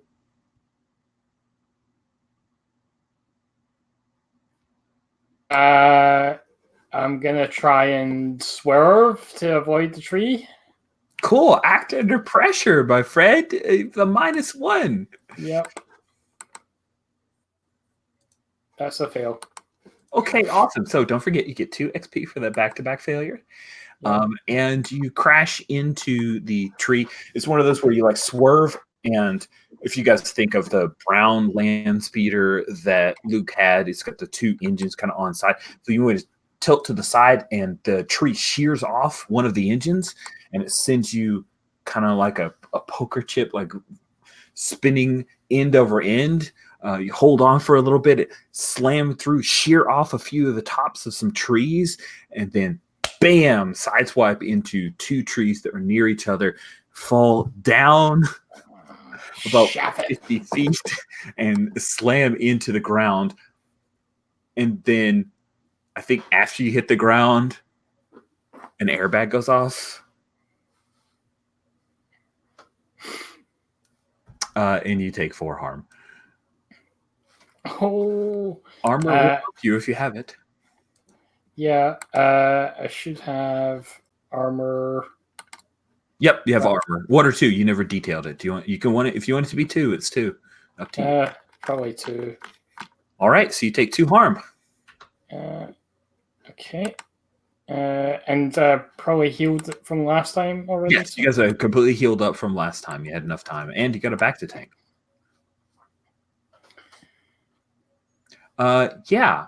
So you pretty sure you killed that Nexu? So we cut back inside to Grinnick, who is being bitten, was being bitten, and now it's yowled, and now it looks like it's trying to go back into the room where the other kits are. Squaz, what do you do? Oh, you're muted, John. Kind of want to like edge around, like clearly threatening the kitten, because that's a thing you do in Star Wars apparently, as a bounty hunter. Next kid. And just like try and skirt around it. Okay. Yeah. To get towards the exit. Yeah, you think that this Nexu, in its little Nexu logic, has decided it will protect the other kits because there's more of them, and is trying to go into that room and protect those kids, so you guys can scramble out of here. If you, Grinnick, I don't think this is our Nexu. I agree. Let's get the cark out of here. And so when we get to a safe spot, I'll toss the kitten and run. Cool. Kid like turns, tinks on its little claws, and yowls at you guys ferociously as you run away. This Nexu thinks it's a badass. Sweet. So when you guys come outside, you hear the crash of Johanna's speeder. It is not far from you, so if you guys want, you can kind of reconnoiter. Maybe you come upon Johanna as she's may pop the airbag, and you've dextricated yourself from the destroyed speeder. Yeah, and I'm just like stalking away from the speeder. It's like holstering my pistol, and I see those guys, and I say, "Hey, I got it."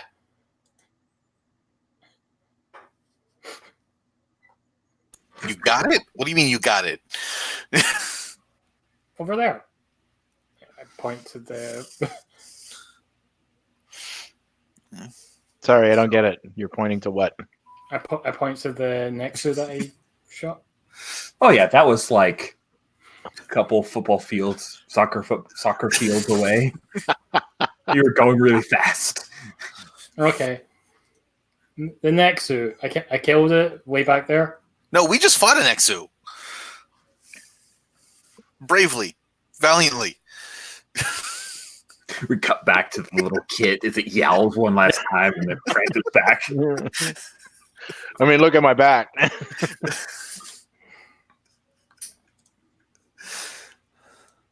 So you got it. You got the one with the cybers, the metal.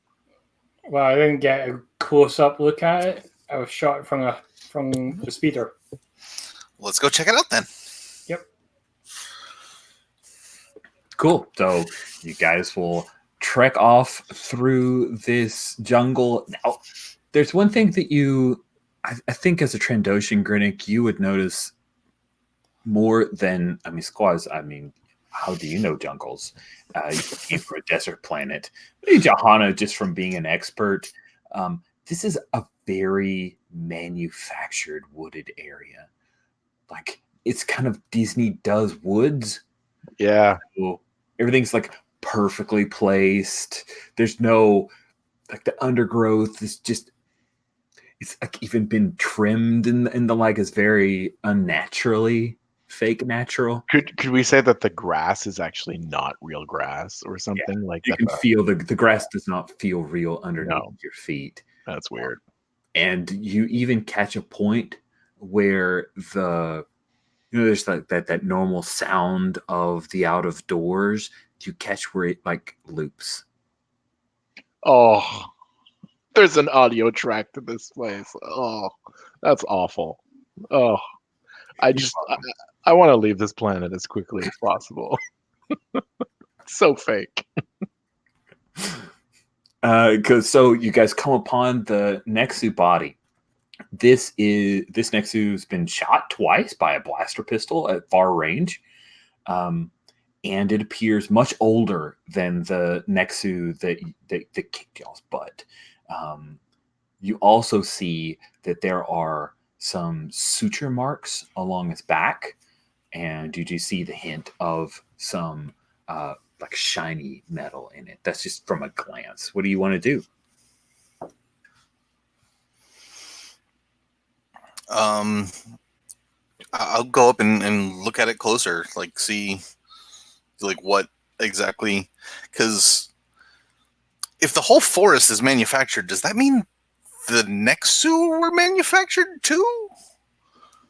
Like, why don't you investigate a mystery here?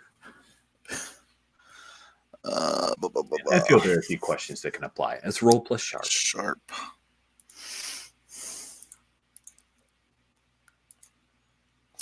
Nine. Okay. With a 9, you get one hold, which you can ask any of those questions when you wish. Okay.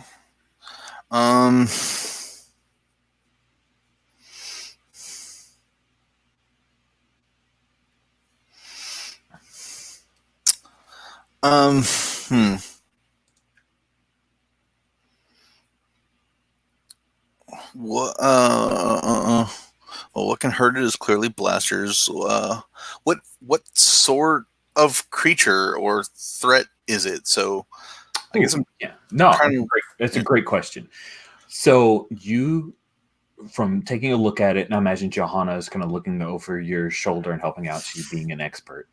It appears that this is a Nexu, but it also looks as if someone has attempted to implant cybernetics into it along the cortex and then the spinal cord.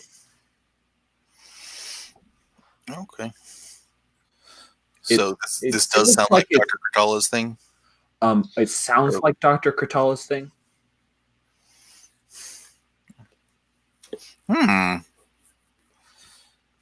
Well, does this look like the one that was in your information, Johanna? Yeah.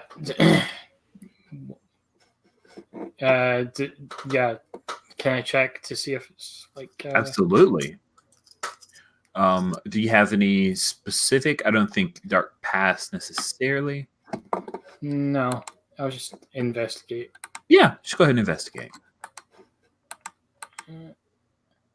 Wow. Just wow. Nice.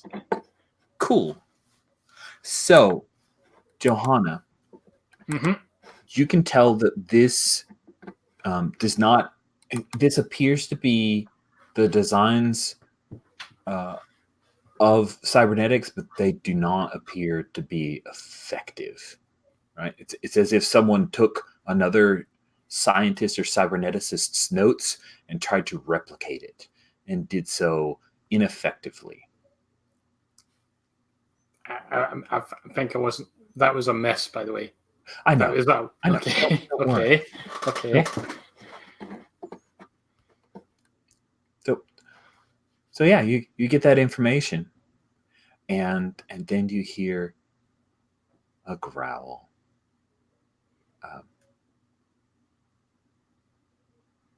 And when you glance up, you guys see that a female Nexu has crept up on the three of you as you're investigating his mate. What do you do? I think my initial reaction is just pull out the blaster and start shooting. That sounds great. Why don't you kick some shebs? Exactly the same. just like this, just goes full auto. Like that's it. Yeah. Don't forget, we have kick some shebs. You also have protect someone, which you almost engaged before when you were freeing his leg, but those are a couple of moves that you have. But feel free to roll plus tough because you're getting into a fight here. Yeah, no, this is instinct is to fire first, not even protect people, just fire first. Seems appropriate. Ooh, that's a 6. Can I take a luck point? Yes, you certainly can. Okay. I strongly encourage it. Now, we are using the Tome of Mystery add-on for luck. So if you look on row 17, each playbook now has a luck move. So luck still does what it did before by pushing a roll to a 12. Now, the cool news is that because you had to expend a resource to get that roll up, you still get the XP from the fail. Right, so go ahead and mark an XP for the fail. You've made this a 12. When you spend a luck, your next mission from the guild house comes with lots of red tape. So our last mission advised that you will have lots of red tape to deal with, and that will be fun. So I love red tape. You have not bought the advanced, so you don't actually get the enhanced effect, unfortunately, but you do get the 10 plus. So you do your damage. What weapon were you using? I was using my carbine. Okay, not the grenade launcher. No. We're too close with friends. I know, but I was hoping that panic fire could have been really bad panic fire. You get one extra effect with a 10 plus. What types? Sorry, maybe I'm not familiar with. It's on basic moves tab, rows 10 through 14.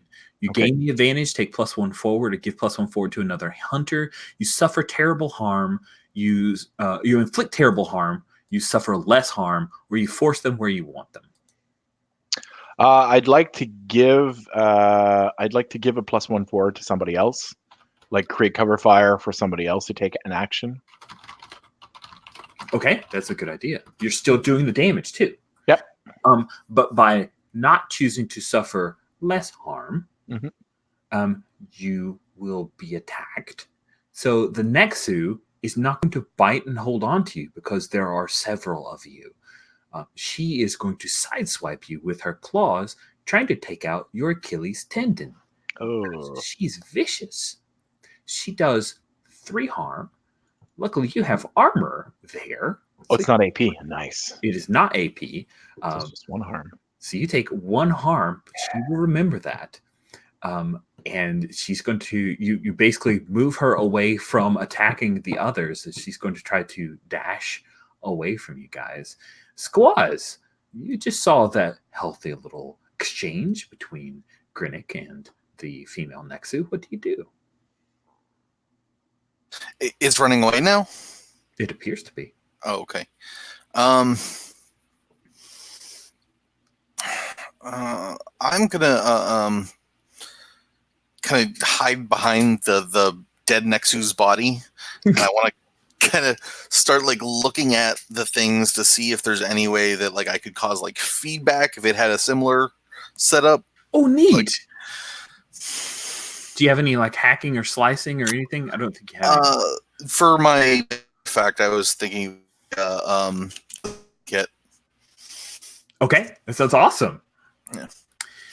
Cool. So then your slicing kit is what you want to use. Let's have you go ahead, and I'll give you because of that move, you can take a +1 forward to act under pressure to try to provide some kind of feedback to it. Okay. It wouldn't be a use technology? It totally is a use technology, Rich. Thank you very much, John. Okay. So use technology. We roll plus tech, which I think I'm A one or two. One. You're a 1.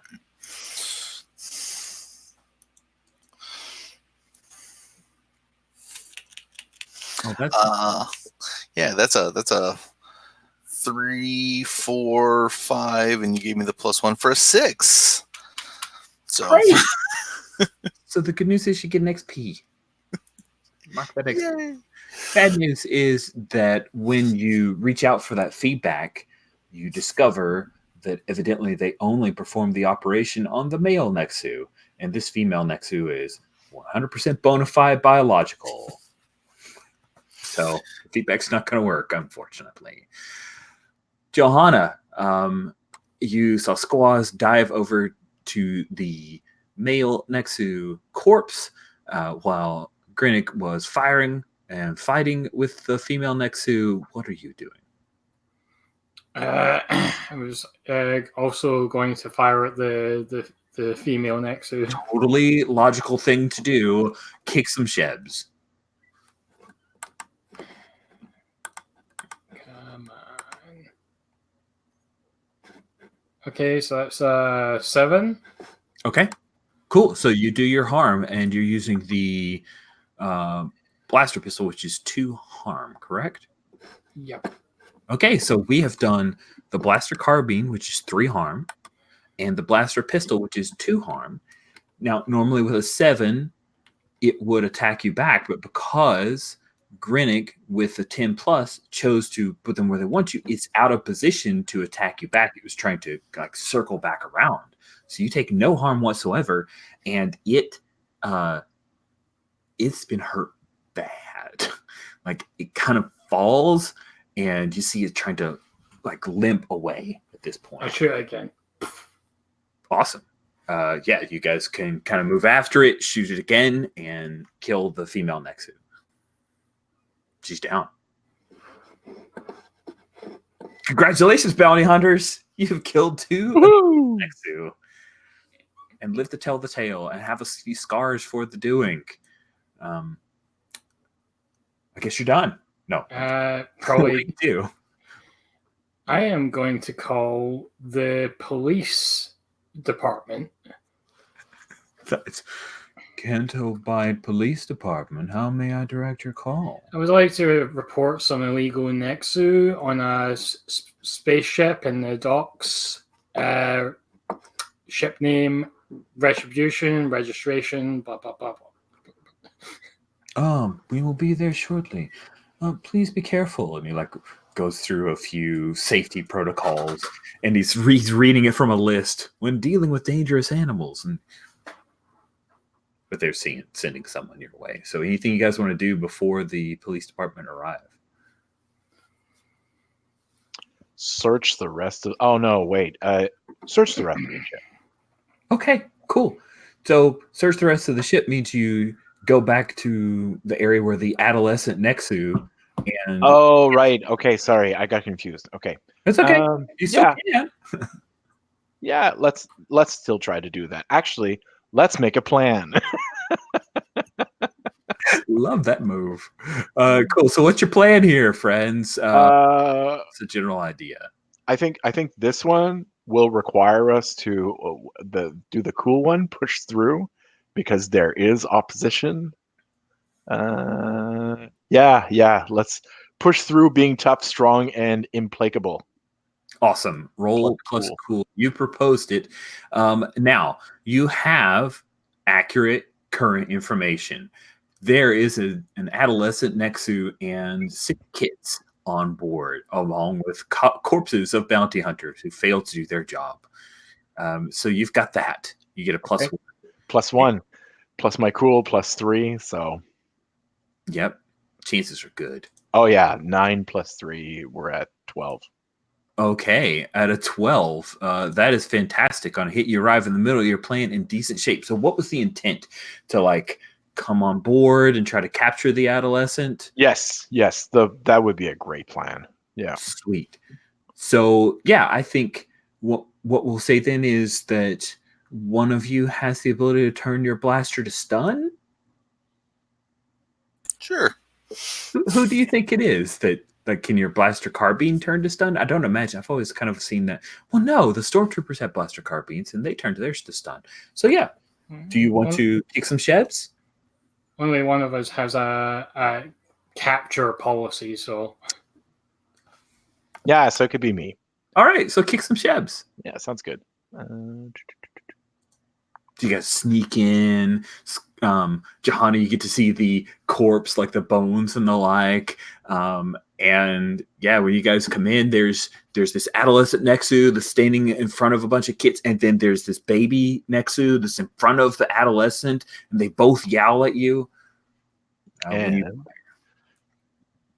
I get a 9. Okay, with a 9, you do your damage. Which Sorry, will... I do a 10. Sorry, I just realized that was a 4 and 5, and that's a 4 and 6. Okay, so if you want to go ahead, you've got a choice there with kick some shebs. I will take no harm.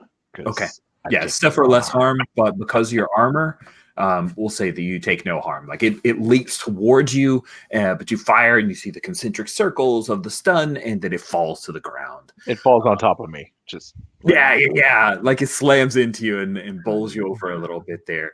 And then the kit that still thinks that it scared you guys off yowls again. Yeah, but you guys have defeated the Nexu. You have 6 Nexu kits and an adolescent Nexu that is in it's in good health. It has eaten, but it is probably probably could use more food, which could have been you guys. This is probably highly illegal what I'm going to ask here, but can I keep one as a pet? I'm going to name this one Mikey.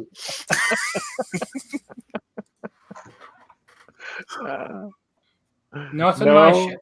No, okay. I understand. I put it back in the box. The box being the quarters of one of the bounty hunters who was slain by the Nexu. Sweet. So, anything else you guys want to do before the Canto Bight Police Department arrive? Look for anything worth grabbing. Like look through the dorm rooms and yes, Squaws, the Jawa. Guess what? The Nexu did not take any of their stuff, so you can find a bunch of credits. You can, if you want to grab some new gear options, you can get that. You can find that there's some like. We'll say that there's some kind of like holo porn of some kind that one of the bounty hunters had on a data crystal, and then there's a bunch of other various and sundry stuff, some food, rare food, exotic intoxicants, some spice that's hidden behind a wall panel. Like these guys lived hard and died hard. Credits, data pads, and slicing stuff. You got it, no problem. So just so I so I can be sure I'm understanding, this is the bounty hunter ship, yeah? Yeah. Okay. Yeah, as soon as this happened, there were bounty hunters that were called in. They stopped checking in a day ago. You guys were called in. And you were successful. And they failed. Cool. So just to highlight, like the police department's going to come in. You have one Nexu that was operated on, and someone tried to install cybernetics and failed. You have 6 Nexu kits who probably are going to be exterminated, as well as the adolescent Nexu. Like I said, we could, keep one for 2 to give it mercy so it can live. So before they showed up, I wanted to ask Squaws if they could try and investigate that implant and see if they could trace back the signal that it would be receiving? I could try. Nice. That be act under think- pressure, use technology. I think use technology. Let's see if there's a thing.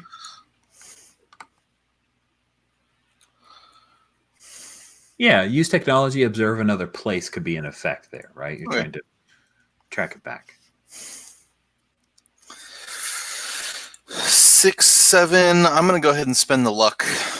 Ooh. I want to make sure. When you spend a luck, someone from your past life will reappear in your life soon. Ah.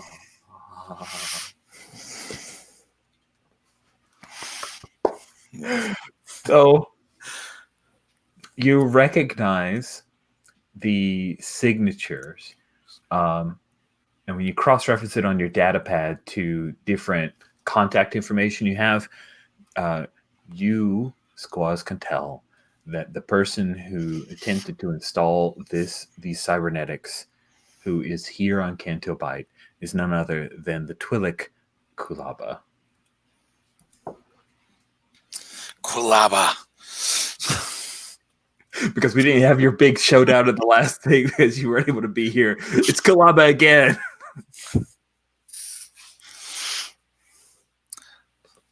So yeah, It could have been Una, but we'll stick with Kulaba.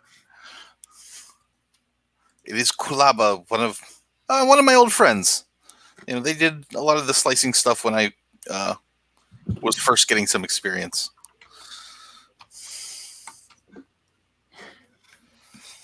Shall we pay them a visit? I would say we have to. Cool. So yeah, you were able to track back the signal. The police department arrives. I'm curious, like if someone says I have a Nexu kit later on, I'm not going to object to it. That abuses me. We will just leave it unresolved. It seemed like the House Benelux professional wanted to observe his no-kill policy, his live capture policy. We'll see how that goes. I have a large backpack on me that could be referenced in an outgoing scene after the epilogue and the closing. It sure could be. That would be okay with me.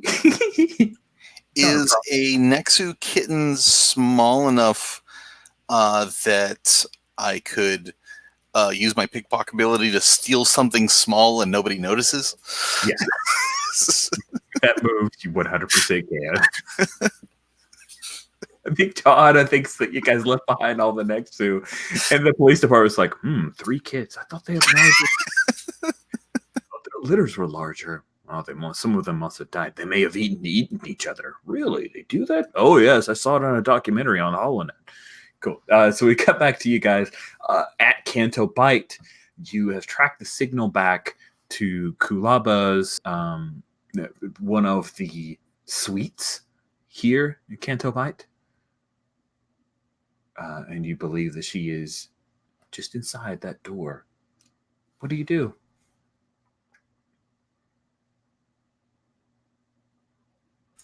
All right, Grinnick.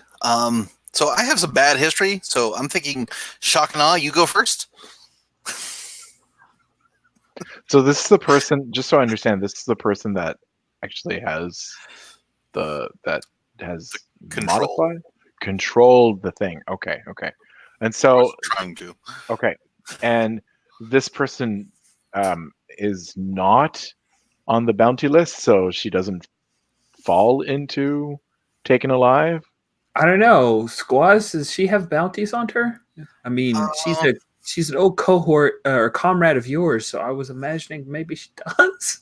Yeah, probably. Yeah. Right.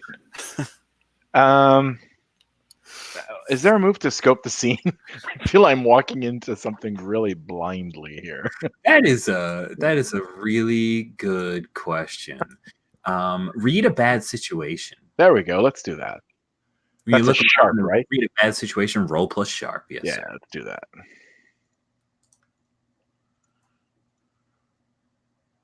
It's a 5 and a 6, 11 plus 1, 12. Wow, that is amazing. Wow. You get to ask 3 questions. So if you go to the basic moves, it's down row 74 are the questions. 74. Okay. Okay. What's the biggest threat here? Oh, the biggest threat is that Kulaba is aware that things have gone pear-shaped. If she's actually here, she's probably holed up and desperately waiting for someone to take her off planet. So the biggest danger, the biggest threat here is whoever she's asked for help, if they happen to show up before you guys take care of this, there could be some problems. Okay. All right. Can I hold the 2 other ones, or do I have to spend them right now? Yeah, they're okay. hold. Okay. So what I'm going to do is I'm going to call for a support and extraction team so that when we do get her out, there's like some form of a little backup. Awesome. Which would trigger a wonderful conversation. Yeah, I think you're dealing with your guild house. When you deal with your guild house, requesting help or gear or making excuses for a failure, roll plus sharp. So I roll plus sharp, and Yeah. we get a 10. Wow, what am I rolling today? This is That's crazy. so good. On a 10 plus, you're good.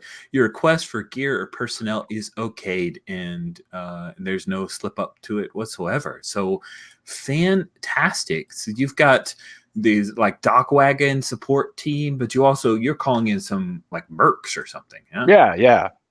Sweet. So this team of Achani come in. Achani are like these humanoids with pale skin and white hair.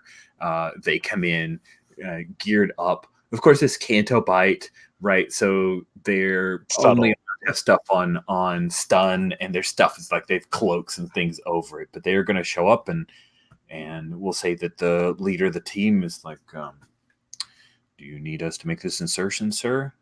I do.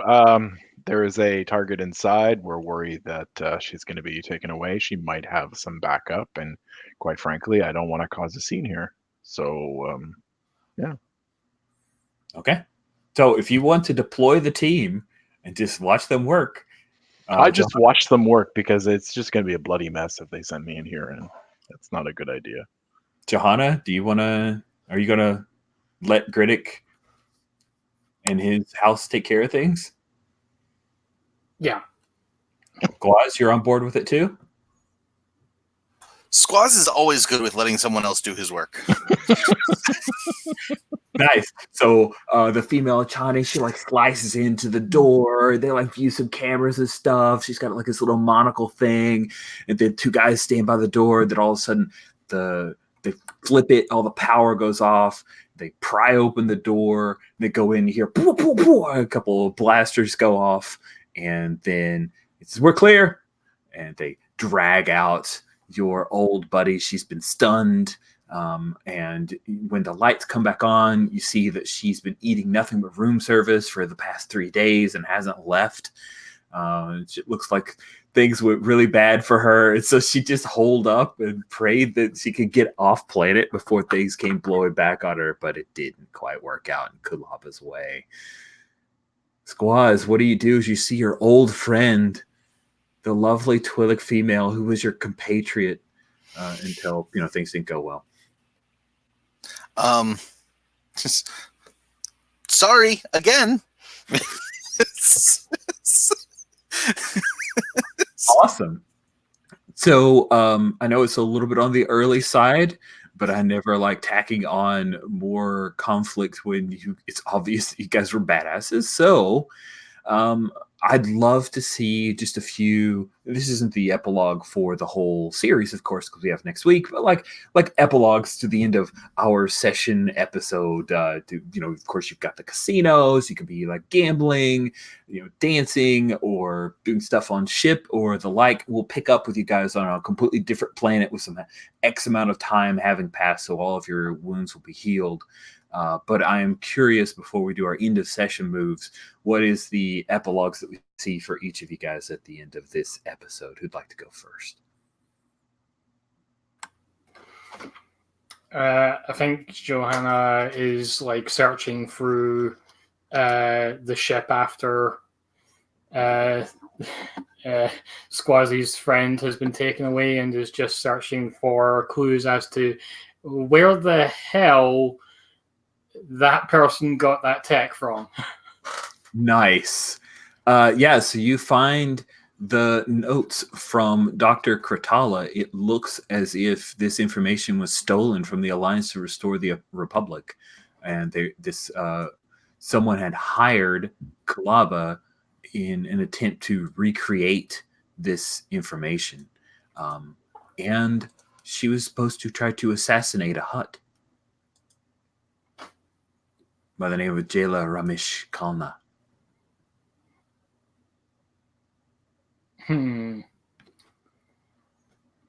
Okay. Cool. So what about for Squaz? What do we have for epilogue for Squaz? Squaz is going to be like on the gambling floor, just kind of like walking through, just like waiting for somebody. He just reaches up, grabs a coin, walks over to the next table, puts it down as a bet, and and he loses, and he just walks over to another person, grabs a coin, walks over. That's great. His idea of personal property is just delightful. It's like a Kinder. It's awesome. Says the person who liked Kinder.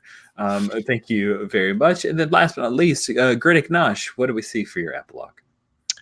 So I walk into a Benelux office with a large box containing a few little kittens, and I have a wonderful conversation with an officer there, which revolves around me trying to convince them that these were all of them. That's awesome. Do they buy it? Let's say they don't. Let's Nice. say they believe that. Listen, I saw a documentary on Nexu on HoloNet, and they usually have larger litters. Yeah, exactly. It's the same documentary those police department guys did. Let's say they assume that I sold one on the black market. Oh, yes, that's it. That's it. That's why you're going to have a bunch of red tape in your next mission. Yeah, exactly. That's perfect. Love it. Awesome. And that will bring officially the end of our bounty this week. We have a few questions. Did you conclude the current hunt? Yes. Did you save someone from certain death or worse? Yeah, I think so. Did you learn something new and important about the world? Sure. Okay. It's fake. It's fake. That's what we learned. Glad that offended you, because it tickles me. And did you learn something new and important about one of the hunters?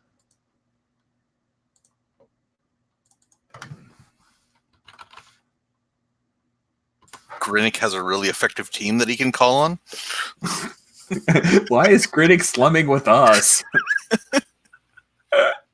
Because it's more fun that way. Totally is. All right.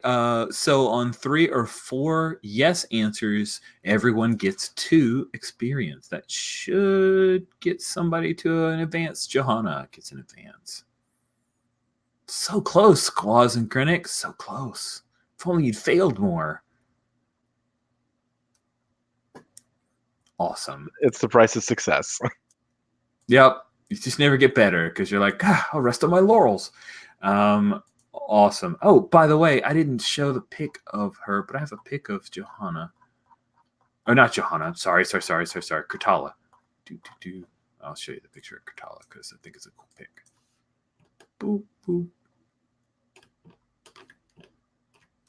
We'll screen share now that I finally got it sized correctly. Boop, boop.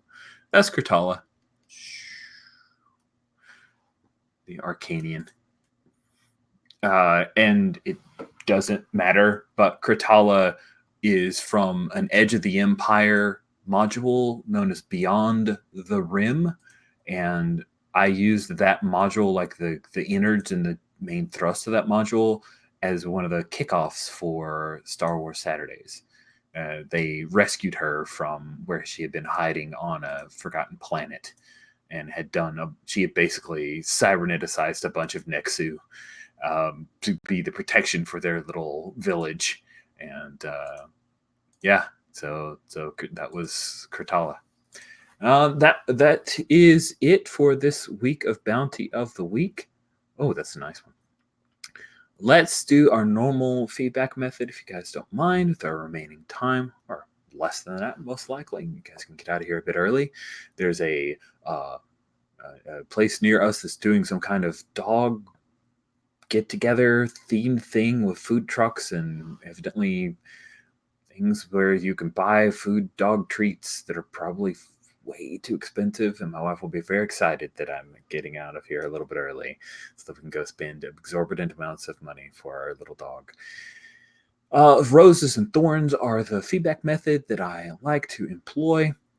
We will start with thorns, which are anything about the game that didn't quite work, especially along the moves. If you felt like the reskin of Monster of the Week to Bounty of the Week, if there are things that like, I really wish it had X, that's great feedback for me to hear. I feel like investigative mystery, I'd like to add a few more questions in there personally, just to kind of front load that. And yeah, that was the main thing. I was like, yep, we can turn it on its ear, but it kind of feels like there are a couple more literal mystery related questions. So I'm going to try to seed those in, take another look at the Tome of Mysteries as well. Who'd like to go first on Roses and Thorns with our thorns? I have a very minor thorn, and that is, you mentioned at the beginning that we wanted to use technology more. So look for those times when technology is the thing. So, you know, and thank you for like saying, "Hey, Rich, how about that move?" That was, I'm saying the rose in, but thank you so much for that. That was really great. No problem. And then the other thing is the histories for the hunter, for the crooked. Like, I don't know, maybe they would need a few more history options or a little bit different than what they are for standard Monster of the Week. 100%. That is a really good point. And since next week, I think one of you guys isn't here, or is it everybody again? No, I've got to expand it. That's right.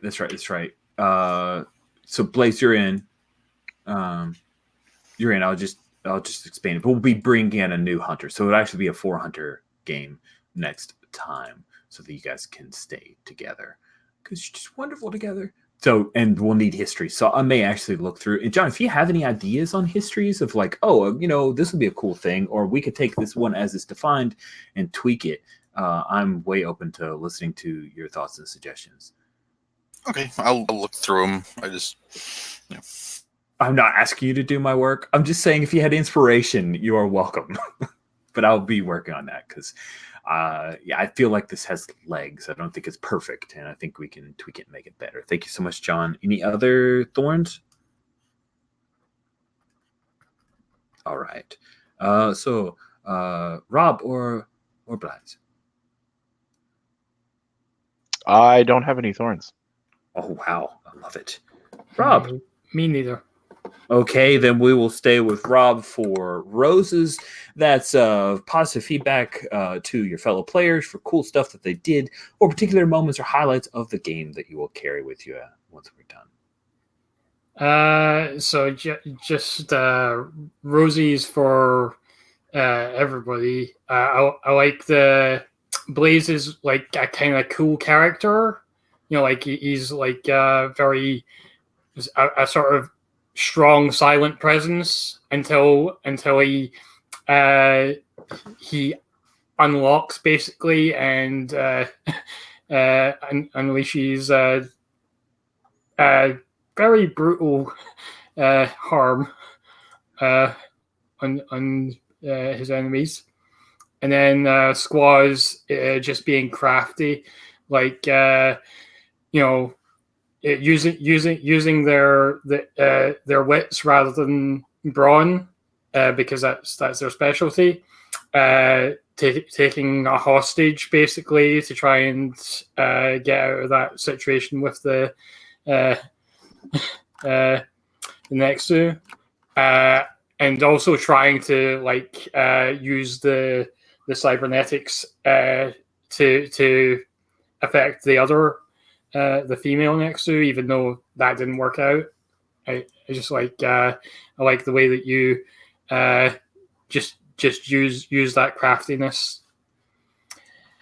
And Rich, just integrate the way that you integrate everybody's failures,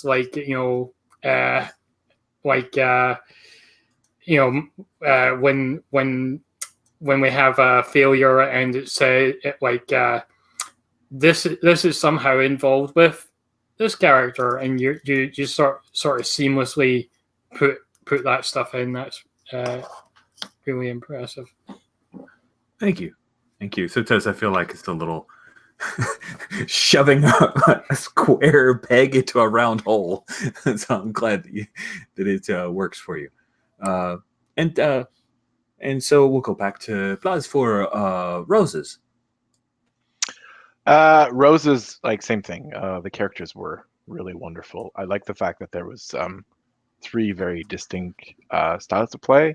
So the fact that Rob actually was thinking, he was anticipating every single question and creating a scene where we understood the richness of what Rich was trying to pull us towards, and that was a lot of fun. Rarely do we see a lot of smart characters who are actively trying to piece together and frame the world, and so that was very cool. John's character, oh my god, I didn't imagine I was gonna have that much fun. That was super cool. That whole situation with the Nexus was a lot of fun, and I can't wait to see how it resolves in other places. And Rich, I love coming to these things. This is my by far I will spend any of my Saturday mornings playing Star Wars Saturday with you.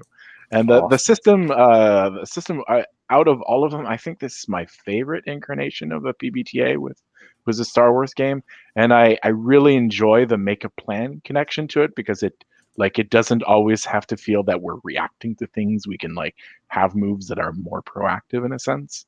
So yeah, once I saw that in Zombie World, I've stuck it in lots of games now. It's so good. I'm glad you like it. Awesome. And then last but not least, John, what roses did you have? Rose also for that make a plan move. I think that's great. And it's a good way to jump to the action part of a scene, instead of the stepping through. I absolutely loved the scene with Johanna and the tour guide. That little sequence, and then stealing the speeder bike.